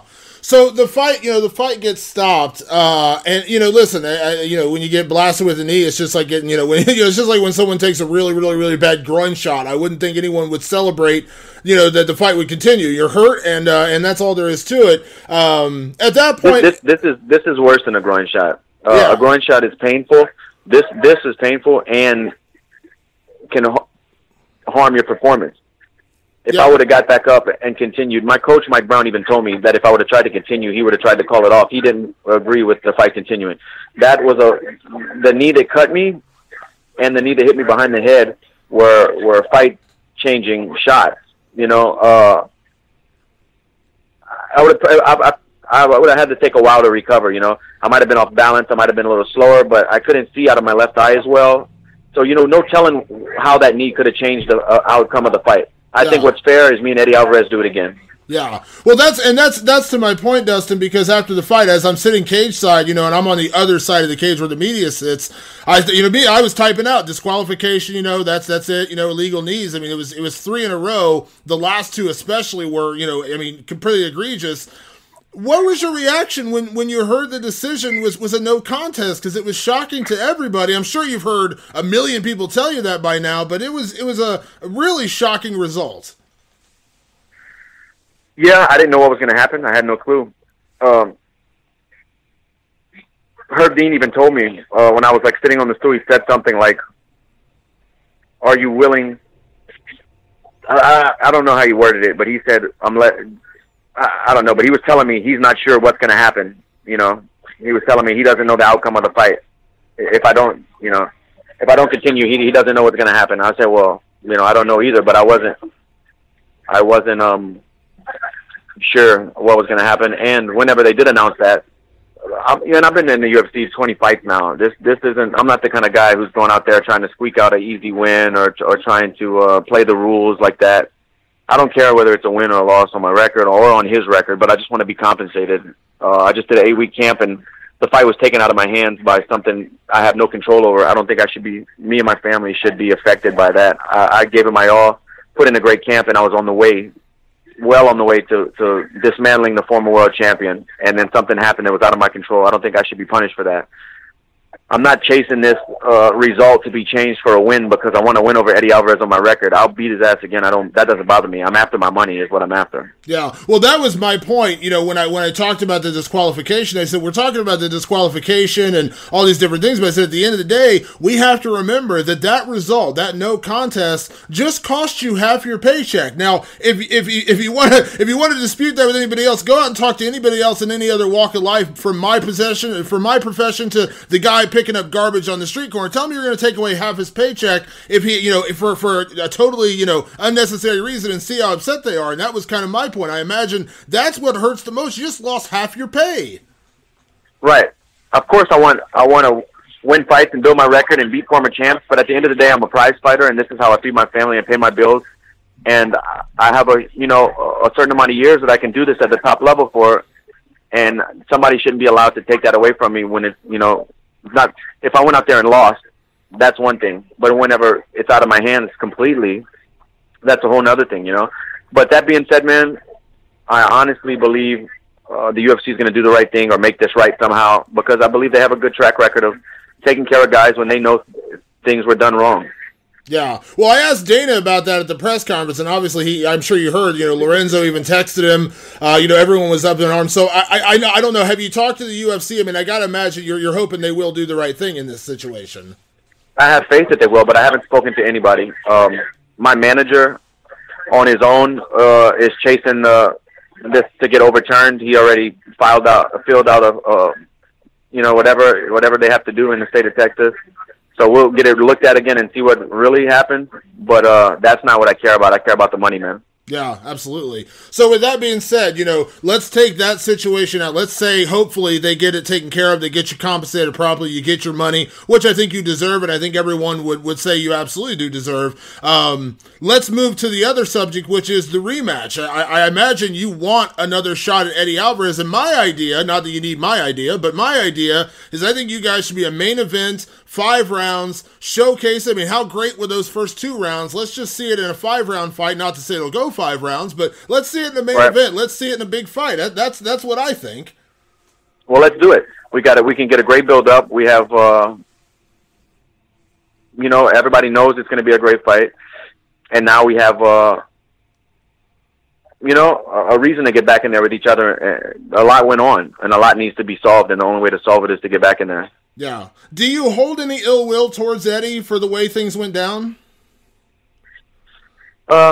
immediately following what just happened, I was kind of shook up, and I didn't. Then I rewatched the fight when I got home, and I said, well, you know, he probably had to feel me go down on a knee because he was on my, you know, on the side of me.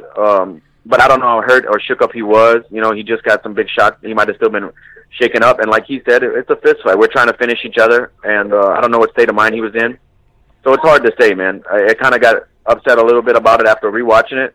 But I know Eddie's not a dirty fighter. He doesn't have a track record of doing stuff like that. And like I said, I have a lot of respect for the guy. It's just a shitty situation for both of us. And we owe it to each other to do it again. We owe it to the fans. And I just want everything to be made right, man. Yeah, well, in a perfect world, hopefully you get your paycheck, you get what you deserve to be paid, and you get the rematch later this summer, maybe, end of summer, something like that. I think that would be perfect. Am I imagining that would be the perfect scenario? That's the perfect scenario for me, man. That's exactly what I want to happen. Yeah. Well, Dustin, I appreciate you taking some time chatting with me today. I know that this probably means nothing in the grand scheme of things, but I thought it was an amazing performance. It looked like everything was going the way you wanted it to go. I know we talked down in Florida, the things that you were, the things you looked at this fight that were playing into your favor, and I think it was playing out that way. So again, none of that means anything, but it was an amazing performance up to the end of the fight, man. I hope it all works out. I hope you get your compensation, and I hope the next time we talk, it's because the UFC has paid you and they have booked this rematch in a main event. That's what I would like to see. That would be beautiful, man. That's what I'm hoping for. Well, Dustin, I appreciate the time as always, buddy. Safe travels, man. Stay in touch. I'm sure we'll talk soon. I really do appreciate the time. Thank you, man. All right. Bye-bye. Bye.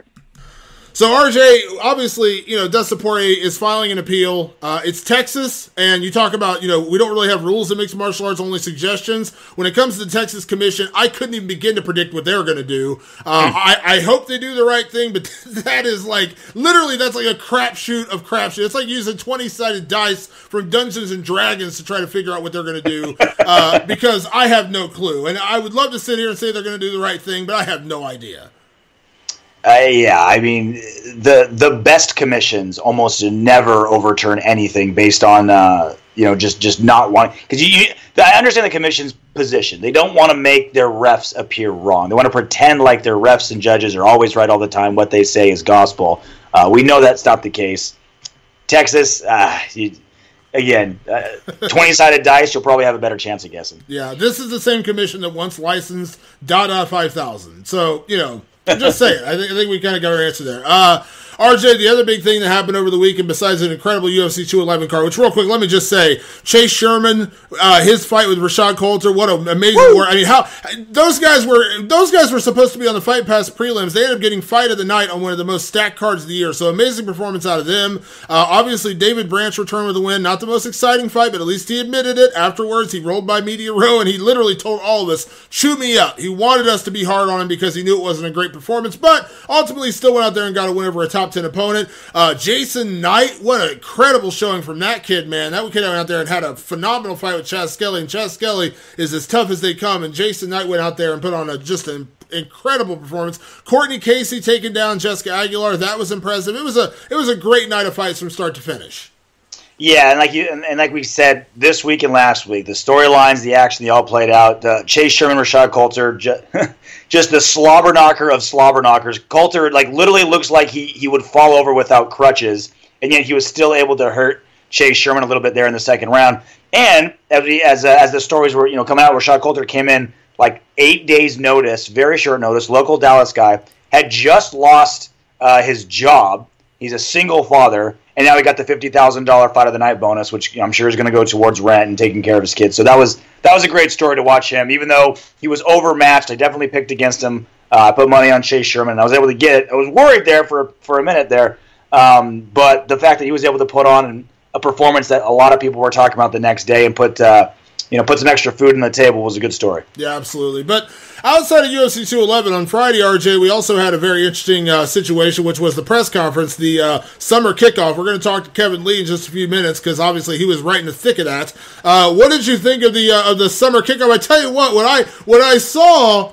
And I mean this as a compliment. What I saw was the Conor McGregor effect in full effect on that press conference. Not because everyone decided to go crazy and try to beat Conor, but what we've learned with Conor McGregor at these press conferences is that he makes it a show. He makes it something that you can't miss. And whether it's him, going after, Rafael dos Anjos, whether it's him, kind of mocking Jeremy Stevens, he always does something that makes you want to remember to tune into that press conference, to watch what happens. Because let's be honest, a lot of these press conferences, when they're over, you're kind of like, what did I just watch? Like, why did I just waste my time with that? What we saw on Friday was kind of the after effect of the, before Conor and the after Conor, because everybody on that stage was like fired up. It's like after, like before then, they're like, you know what, if you want to get paid, you better go out there and make it a show, because man, that was just like, everyone was lively, everyone was pissed off, everyone was going crazy. And it all started, you know what, I think the Conor effect is real, but I think what the other real effect was, so I was sitting in the Fox Sports studios, and there's the Fox Sports Procast, which is essentially Fox gives fighters a certain program on their phone where they film it, and it goes directly to Fox, and we air it, right? We'll put on UFC Tonight, or we'll put it on the web. Just another way for them to get their stories out there. Michael Chiesa filmed the entire backstage altercation between Jon Jones and Daniel Cormier. We watched it almost live, like right after it happened, before the curtain goes up. We're watching them yelling back and forth.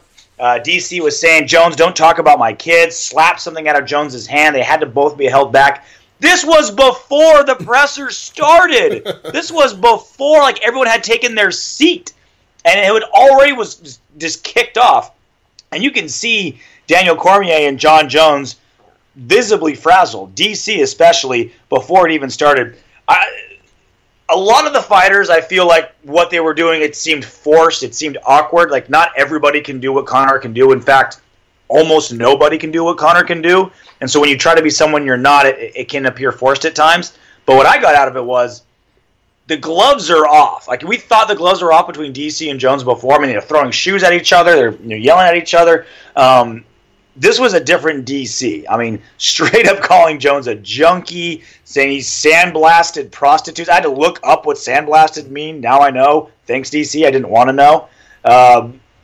We have really seen just how truly personal the rivalry is between Jones and Cormier. As if we thought we needed more evidence, it really came to light on Friday night at that presser. And I'll tell you what, man, that is, I hate saying of all time, but this may be my favorite UFC rivalry of all time. Yeah, it's something special. It was incredible to sit there and watch them go back and forth. DC, just like you said, just straight calling out Jon Jones. You're a junkie. You're sandblasting prostitutes, all this stuff. And then Jones coming back saying, "I beat you after a weekend of coke." I mean, come on. I mean, this is just too good to be true. I mean, this is just some great stuff. And then the other thing that I noticed was the crowd was all DC. The crowd was pro DC. I don't know if it came off on TV, but there people are chanting DC. Every time Jones talked, they booed. Every time DC talked, they cheered. It was like a weirdo, bizarro world of everything else we've seen with this rivalry. And DC was like the fan favorite. And I actually ran into DC at the hotel on the way back. I left the press conference and I was on my way back to the hotel to write. And DC was on his phone. He said, "Hey, D-Mart, what's going on?" And I said, "What happened out there, DC?" And he said, "Man, I was playing the villain. I was playing the role. I was doing my thing, and they loved it." And he's like, "I don't know what happened."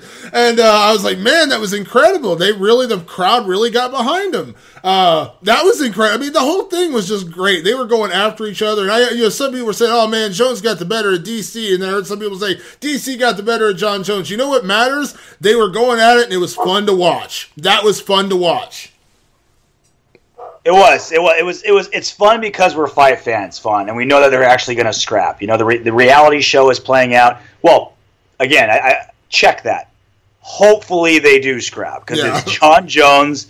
We know his his penchant for getting in trouble, and DC is one that gets hurt pretty. He hasn't had the best luck with injuries. Now he's almost pushing 40. So fingers crossed. Knock on wood, voodoo dolls, whatever you got to do. I have to see that fight. Yeah, but everything else in that presser was also fun. I mean, you had, Michael Johnson pulling off his Shooter McGavin moment saying he eats pieces of shit for breakfast, which was hilarious. Justin Gaethje, they were going at it. They had some pretty good exchanges, saying this is no longer the C League. That was kind of funny. Of course, our next guest, Kevin Lee, literally getting into a fist fight with Michael Chiesa in the middle of a press conference. Amanda Nunes and Valentina Shevchenko get into it. Not only did they get into it at the press conference, then they nearly get into it at the face-off. I mean, it was literally like the most crazy press conference of all time. It's like everyone everyone was on edge and everyone was pushing for it. And you'll hear in the interview with Kevin Lee in a second, but I told him, I said, I was already excited about Kevin Lee and Michael Chiesa. I thought that was one of the most underrated yet amazing fights we have coming up this summer. But when you add in that extra element of how much they clearly dislike each other now, that adds a whole other element. I said, listen, I would love to believe that this is all sport. This is all just sport, and we're just in it for the competition and blah, blah, blah, blah, blah. But guess what?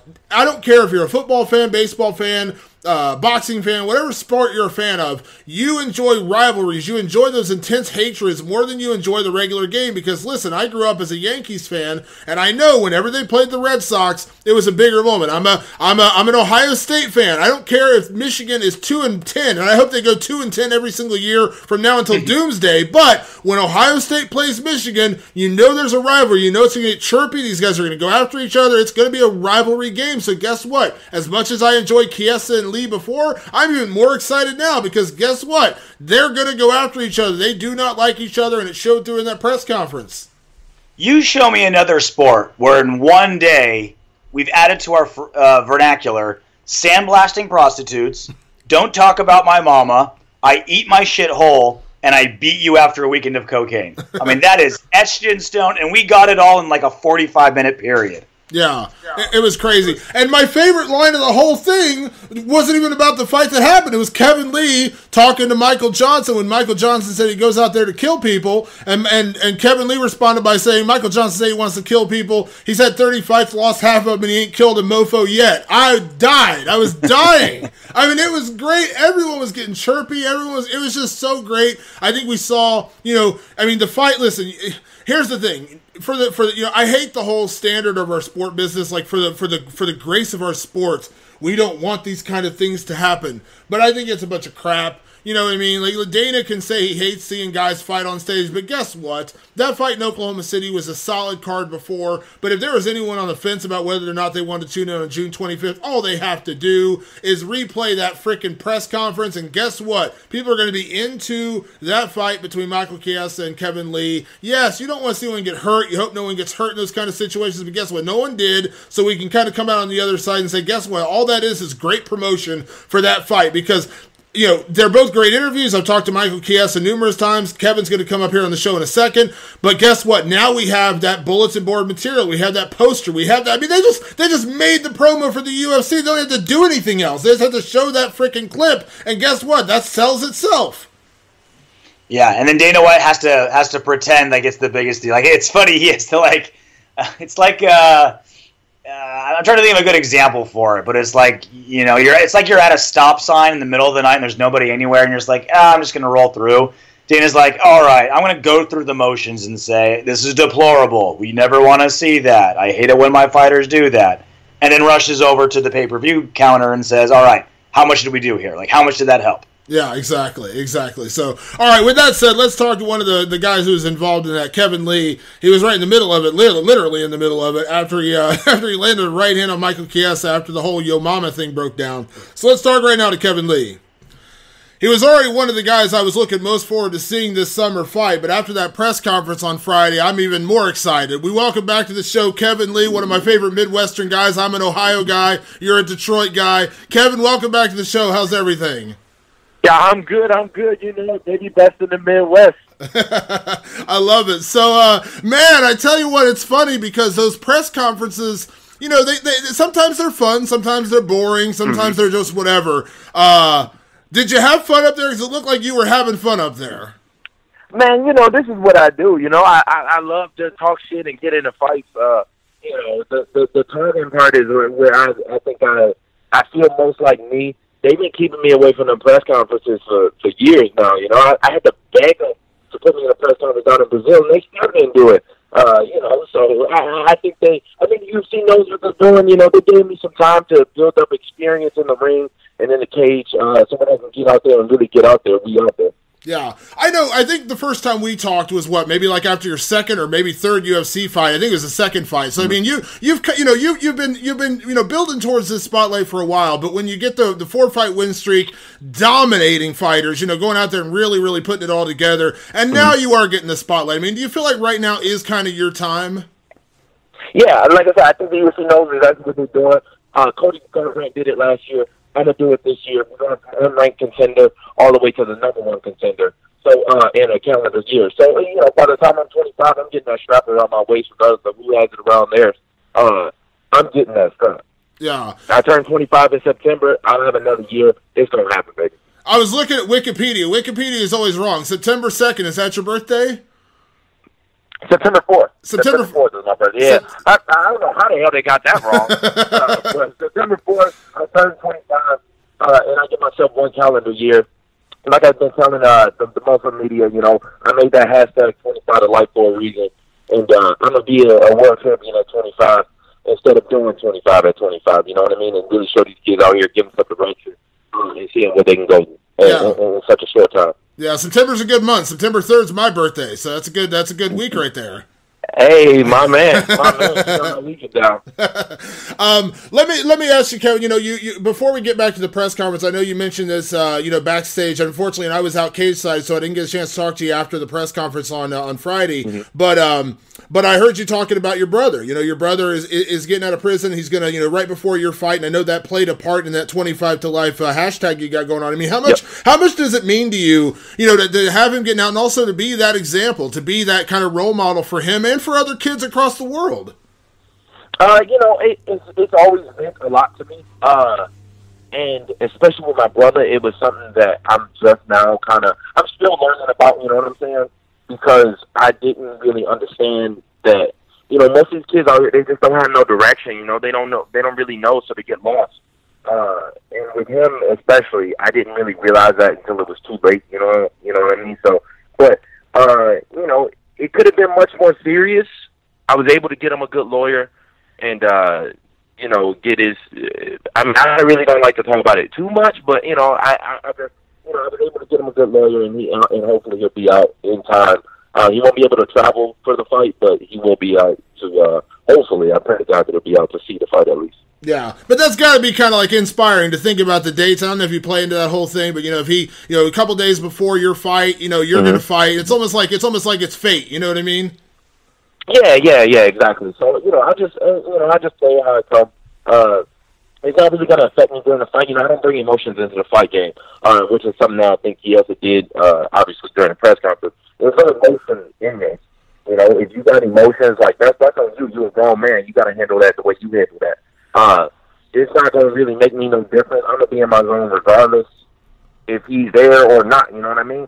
It's just, as far as, like, the overall for my life, it's much more outside of fighting in life. So, that's what I play it to. And when we get into the fight, it ain't going to be no emotions in there, best believe. I'm out there to get my job done and get it handled. The biggest thing is that W. So, I'm going to just beat the hell out of Chiesa for that whistle. So let's talk about the press conference incident, because leading up to the whole thing that kind of popped off, it was fun. You were kind of having some fun with him. You even took a shot at Michael Johnson. And by the way, I want to say this: I like Michael Johnson very much. I've known him for a long time. He's a great guy, so I want to make that clear. Yeah. But I gotta say, you had the line of the press conference, because that line, I literally was dying laughing. I'm not gonna lie to you about that, Kevin. I don't know where that came from, but it was pretty funny. It was pretty good. I'm going to give you credit for that. I mean, I'm these dudes, when they, obviously the UFC wants you to promote the fight. But some of these dudes, they go out there and they just talking shit, you know what I mean? Like, I don't really talk shit. Like, talking shit to me is like what Mike did, like, oh, I'm going to kill you. But you're not, you're not going to do that. Like, you're not. So you're just talking shit. Like, it don't mean nothing, you know what I mean? When I say what I say, I mean it. Like, I'm just telling you the truth, and I think that's what got under Chiesa's skin, and it's going to continue, because I'm just telling him the truth. He really don't stand a chance in this fight, and I think he knows it deep down. When I said I'm going to change a man's life, I don't mean I'm going to give him some money, like I'm going to bring him money like Connor or something. No, I mean, when he wakes up on June 26th, he won't be the same man that he woke up on June 25th. I will change his mindset, this whole time, he's been standing by on hard work, and just being tough. And I'm going to show him that that's just not enough. I don't give a fuck. I can sit on the beach for the next 6 weeks and drink vodka and martinis. I'm going to get in there, and I'm going to show him that I'm just a better athlete, better fighter. I want it more overall. No matter how bad he trained, no matter how bad he wanted, it's just not going to be enough. he stand a 9 out of, he stand a 1 out of 10 chance in beating me, and I think he realized that, and I think that's what really got under his skin even more so. And then when I said something, all I said was that his mama gonna be there. Make sure you show up. Your mama got tickets. You can't bitch out. I didn't really say no. I even if I did, but I didn't really say nothing bad about his mama. Never. I just don't do that because I just don't do that. It ain't because I'm not talking shit. I'm telling you the truth. Show up for the fight. I think he's gonna show up now for sure. He got to. So, I guess I got my mission across, but regardless, I was trying to get him just to show up for the fight. But I was spitting some real truth to him, and people don't like the truth, and it angers them, and they get upset, and I'm just telling them what it is. Yeah. Well, so, you said, and it's funny because I said after the conference, and listen, I understand, listen, when some things are going to be that trigger for people, whatever it is, that you get under their skin. And your comment about his mother, and it's not my job to defend what you said. It wasn't like you were insulting her was kind of my point. Didn't like you insult her or anything. Yeah. Were you surprised, he kind of flipped out and then he literally charged across at you because you were still kind of smiling and laughing and talking, and then you turn and he's coming, you know what I mean? Yeah. I was surprised, but in hindsight, I'm not. He's a tough motherfucker. He's tough and he's stupid. The guy rocks a mullet. He's stupid. And he's still behind the mullet. He compared himself to a woman that was sitting right in front of him. I just want to, I thought that was funny. So he's so stupid. I don't know. I seen his left hand cocked back. I seen him walking towards me with the left hand cocked back. I thought he was trying to throw the left. So I countered with, he did. He reached out. I don't know if he was trying to grab me or throw the punch or whatever he was trying to do. I just hit him before he hit me. That's how you should. You know that for me. It's knowledgeable stuff all around. Only reason I didn't throw a second punch is because I didn't want to hit. I saw that ball here. I'm accurate with mine. That punch landed right on the chin.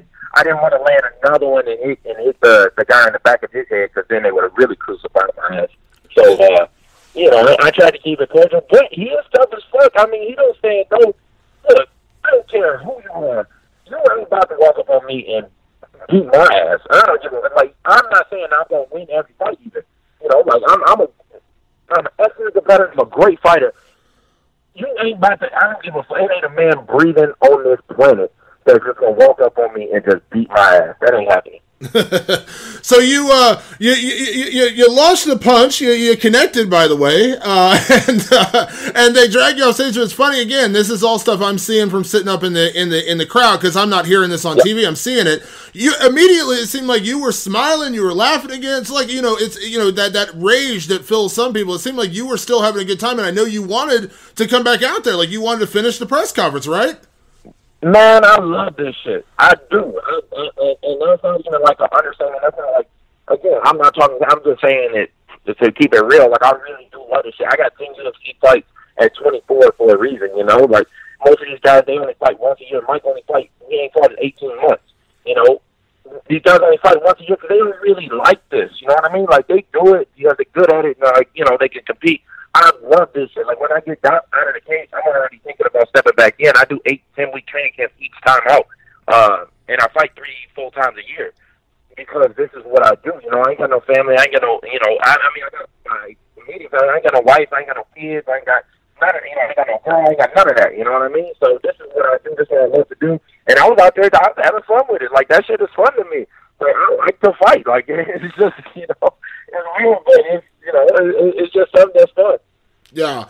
You mentioned, when it comes down to the fight itself, and even in that press conference, you're having fun. There's no emotion in it. There's not you're out there, with a purpose of, being pissed off or anything like that. But did you find out anything about Michael Chiesa in that moment of how angry he did get and how everything kind of played out? Did you see anything in that moment that you feel like you can exploit in the lead up to the fight or even in the fight itself? Yeah, he's stupid. The man ain't too smart.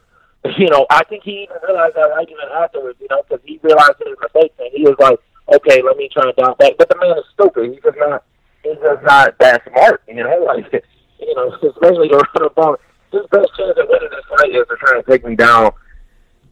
So I don't know if he thought he was going to be wrestling up there or what. But if he's going to run up, he don't stand a chance. The man ain't that smart. And I think he's insecure about it too. know, like I said, I think I know I was telling him the truth, and he couldn't handle it, you know. So I think that's some of like his insecurities and blah blah blah coming out. So you know, I kind of see the man slow as molasses, because I seen that left hand coming from a mile away. The man is slow, stupid. You know, he's gonna get hit a lot. He's gonna take a whole lot of damage, and he's gonna keep on chugging. It's gonna make for a great fight. Yeah. Now I heard a rumor, Kevin, that the most emotion, the most upset you got about that whole thing was I heard there was a casualty. Some glasses got broken. That I heard was the most upsetting part. Oh man, the security guard grabbed my face and broke my damn glasses, man. I mean, they got insurance, so I got to take them back. I'm actually going to do that today. I get ready to train here in a minute, but yeah, I'm still up. Yeah, it's a defense thing. Like you can understand, like you know, the Cartier bus, and they wasn't hot than anything.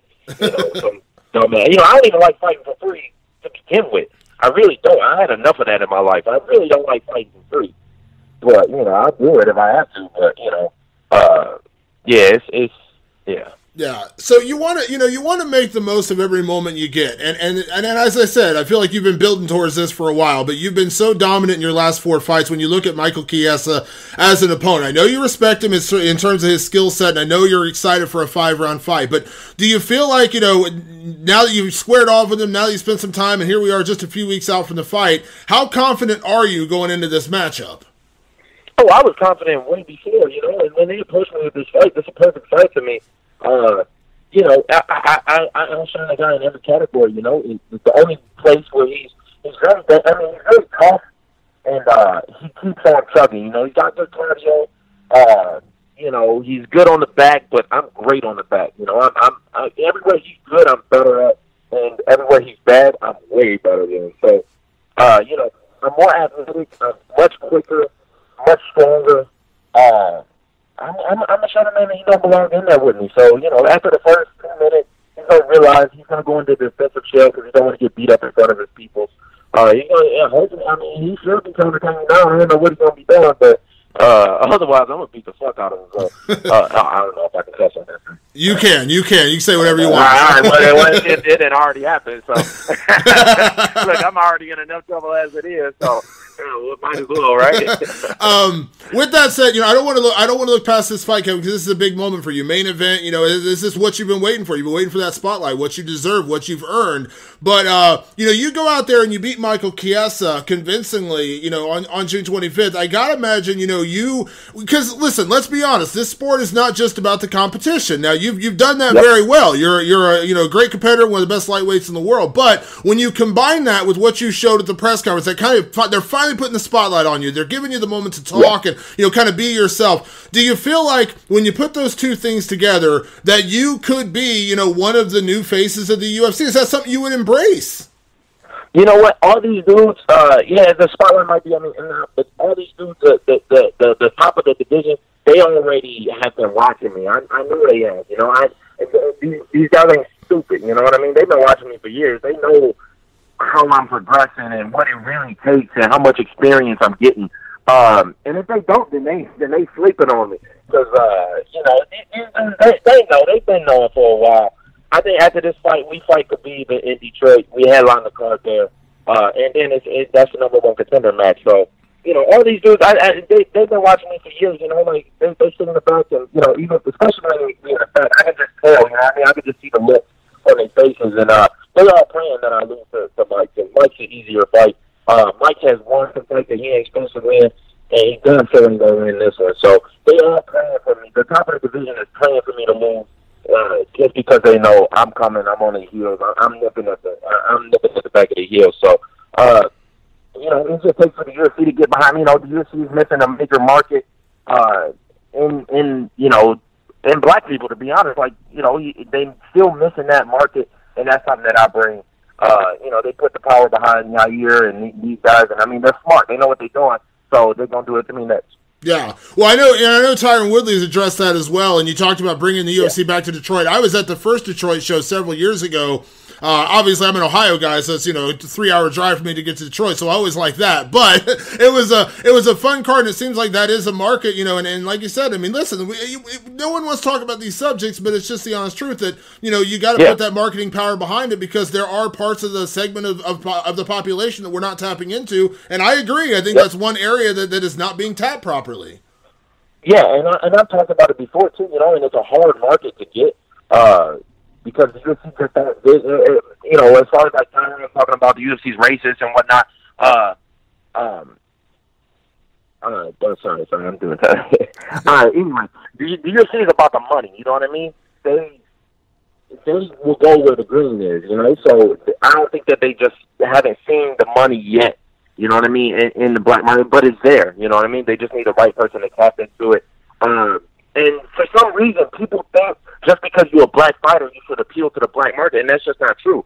A guy like Demetrius Johnson just won't appeal to that market. He just doesn't have that. You know what I mean? Just because he's black, I mean, like, people go, it's a hard market to capture, and you have to do it the right way. But I think the UFC knows that and understands that, and that's what they're doing now. A guy like Tyrone is great for it. Somebody like John Jones, great for it. And it's just hard to capture those. So I think they've been working on it for a long time, and it's just now coming to around the corner. Yeah, well, I like your idea. You and Khabib in Detroit. That's a hell of a matchup and a hell of a way to headline. To make, baby. Look, I gave a man that date back in March. So if he can't show up with a 9-month notice, then I don't know what to say. You know what I mean? They tried to make it for July. It would have been a great fight in July, but he just don't want to fight. He don't want to fight because he can't eat during it or whatever it is. Like, I mean, I don't understand the Muslim culture. I'm not gonna, I don't know, but I don't know. I've got a lot of other Russian friends and Muslim friends that fight during that time. I don't understand why he ain't fighting.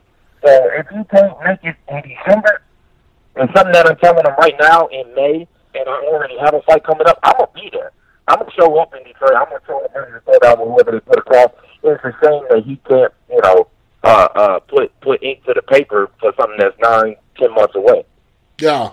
Well, Kevin, I tell you what, buddy, I'm so excited for this fight in Oklahoma City. Like I said, I think I even tagged you on Twitter last week. I said I was already excited about this fight, but now I admit, man, I'm in. I'm all the way. I was already all the way in. But listen, I'm a guy. Listen, we like entertainment. Listen, anyone that says different is lying to you. We like that entertainment aspect. Now, this exciting fight is even more exciting, and that's only a good thing, right? That just means more people are going to tune in when you fight him on June 25th. Exactly. I mean, it don't really matter to me. We can fight in front of a country bar with next to a golf pin or something like that. I don't care. But the more the merrier. It really don't matter to me. This is just what I like to do. I like to talk shit. I like to get in a fight. So either way, I'm gonna whoop his ass regardless of watching on June 25th. I love it. Well, Kevin, thank you so much for the time, man. Obviously, enjoy training, man. Obviously, I look forward to the fight. Hopefully, I'll see you down in Oklahoma City. My dude. Appreciate you. All right, talk to you soon, buddy. Thank you, brother. Bye-bye. Kevin Lee, I tell you what, the guy is becoming one of my favorite guys in the sport, not only because he's supremely talented, but he speaks his mind. He says what he wants to say. He says he wants Khabib Nurmagomedov in a main event in Detroit later this year. I mean, who does that? That's like Megan Anderson calling out Chris Cyborg. Who calls out Khabib the way he just did, saying he wants to fight him in Detroit? I mean, come on. I love this guy. Do you love him so much you're going to start taking fashion tips from him? I am not going to do that, however. But here's what I will say. Going back to the Conor McGregor thing. Now, I know he hates being compared to Conor McGregor, but Conor McGregor makes those interesting, I guess we should say, fashion choices. When you do that, people talk about it. Guess what? We're still talking about Kevin Lee's fashion. You and I, probably two guys with less fashion sense than anybody on the planet. No offense, RJ. We're talking about what Kevin Lee. We're talking about what Kevin Lee wore. I mean, come on. It had the effect. It had the effect he was looking for. Yeah, it was ironic. The one guy who threw a punch at the presser was the one guy dressed like a hippie. Yeah. What a great press conference. It just built everything up. I mean, every fight up there had their moments, except for maybe Claudia and Carolina, who were, Carolina's like the friendliest person ever, who, just doesn't have that in her to do that. But even, JoJo Calderwood, she had a couple moments with Cynthia. They had a, kind of an interesting moment there. I mean, Amanda Nunes and Shevchenko. I mean, I didn't think that would happen the way it did. Yeah, that came out of nowhere too. Nunes, I mean, when they fought with this fight coming up, you look at Nunes, and I think she's seeing like, all right, I beat Ronda Rousey, I beat Miesha Tate, now I'm beating all these girls, all the girls getting pushed. I can't get pushed the same way they are. They're not getting behind me the same way they are girls that I've just completely obliterated. I'm going to have to do it myself. And that was the UFC putting her in a spot where she can finally do something, get people's attention. And I think now she's finally starting to grab the bull by both horns. Yeah, and I enjoy it. You know what I mean? She, she didn't get that push before the Rousey fight, as you said, and for her to come out now and kind of do what she's doing and say what she's saying, I enjoy it. I like a fired up, kind of confident Amanda Nunes. And the funny thing is that, and I know you've been around Amanda before as well, and I'm sure you've interviewed her before, but she is really friendly. She's a nice person. When I was down at American Top Team, she was down there kind of training, and I talked to her and Nina, her girlfriend Nina Ansaroff, and they're both just, when Amanda saw me in the gym, she wasn't like, oh damn, a reporter's here, let me avoid it. Like, she immediately came over and said, hello, how are you, how's everything? Like, she's a really nice person, but she's getting that confidence about her. And we talked about it earlier with Stipe. When you start getting that confidence about you, it can make a big difference. There's a difference between confidence and cockiness, and I think fighters like Amanda Nunes and Stipe Miocic are using confidence to their ability to where they're going to go out there and fight even better because of it.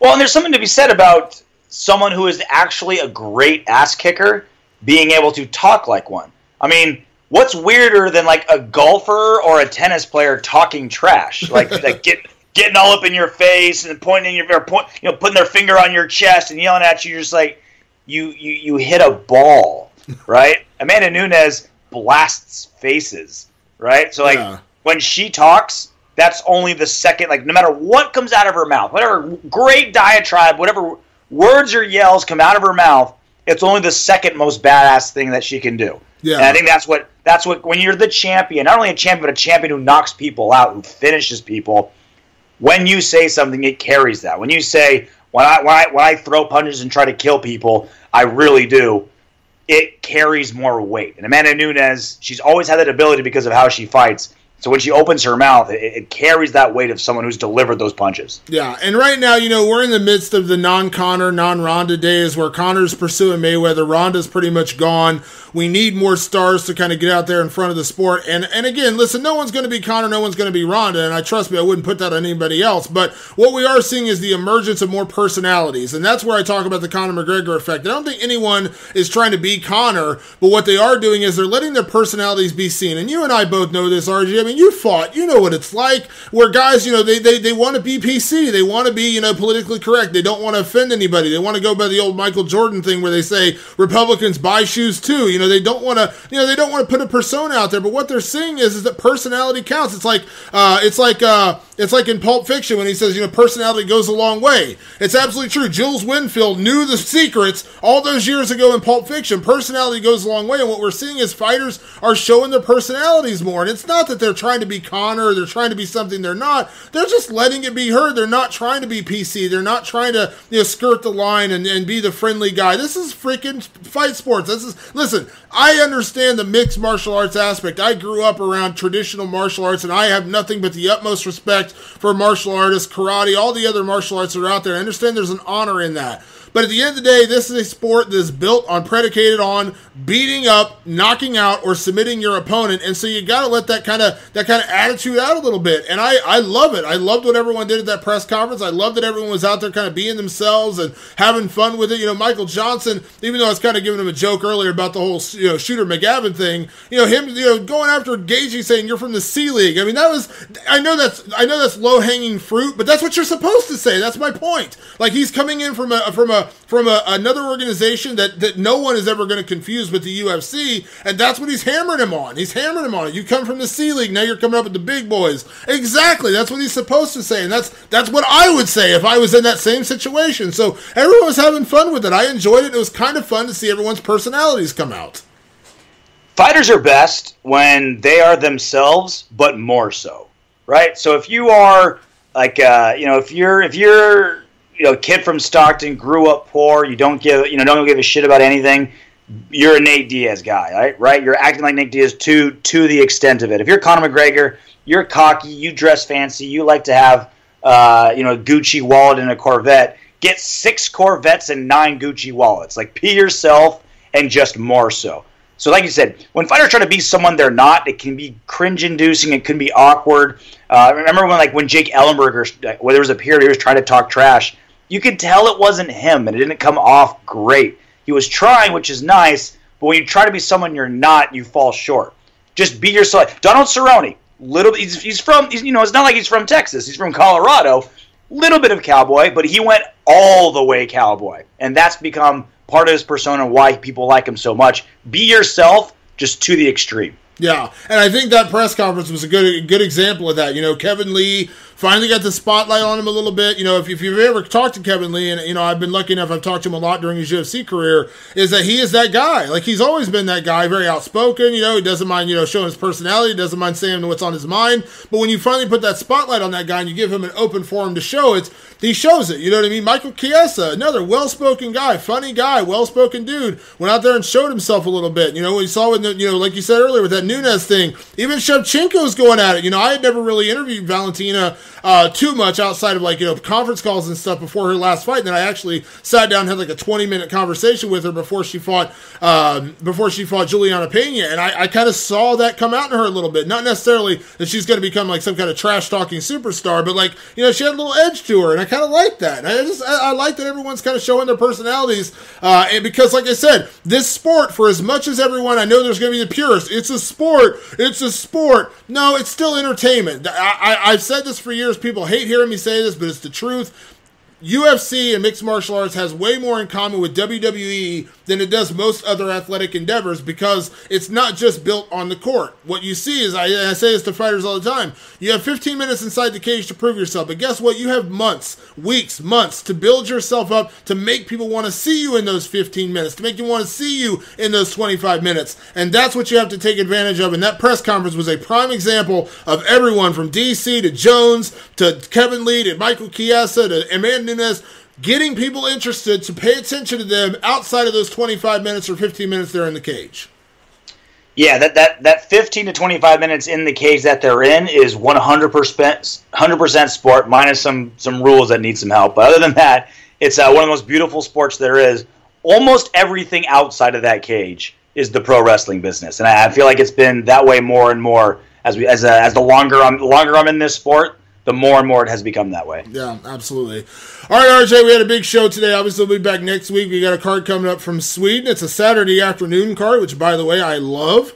Nice to have a Saturday night off, but we got Alexander Gustafsson against Glover Teixeira coming up from Sweden. That'll be fun. So we'll talk about that next week, and obviously we'll have more guests on the show. But I want to say a big thank you, of course, to Joanna Jedrzejczyk, to Dustin Poirier, and, of course, to Kevin Lee for coming on the show. Make sure you follow us on SoundCloud and on iTunes. Just search Fight Society. You'll find us on there. Make sure you follow me on Twitter at Damon Martin, and you are?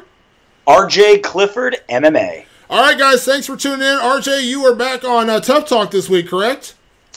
Wednesday night, trolling all you guys. I love it. So make sure you watch out on FS1. Make sure you tune into the Fight Society podcast each and every week, and we'll see you guys next week. Thanks for tuning in. We'll see you then. We'll see you then. We'll see you then. We'll see you then. We'll see you then. We'll see you then. We'll see you then. We'll see you then. We'll see you then. We'll see you then. We'll see you then. We'll see you then. We'll see you then.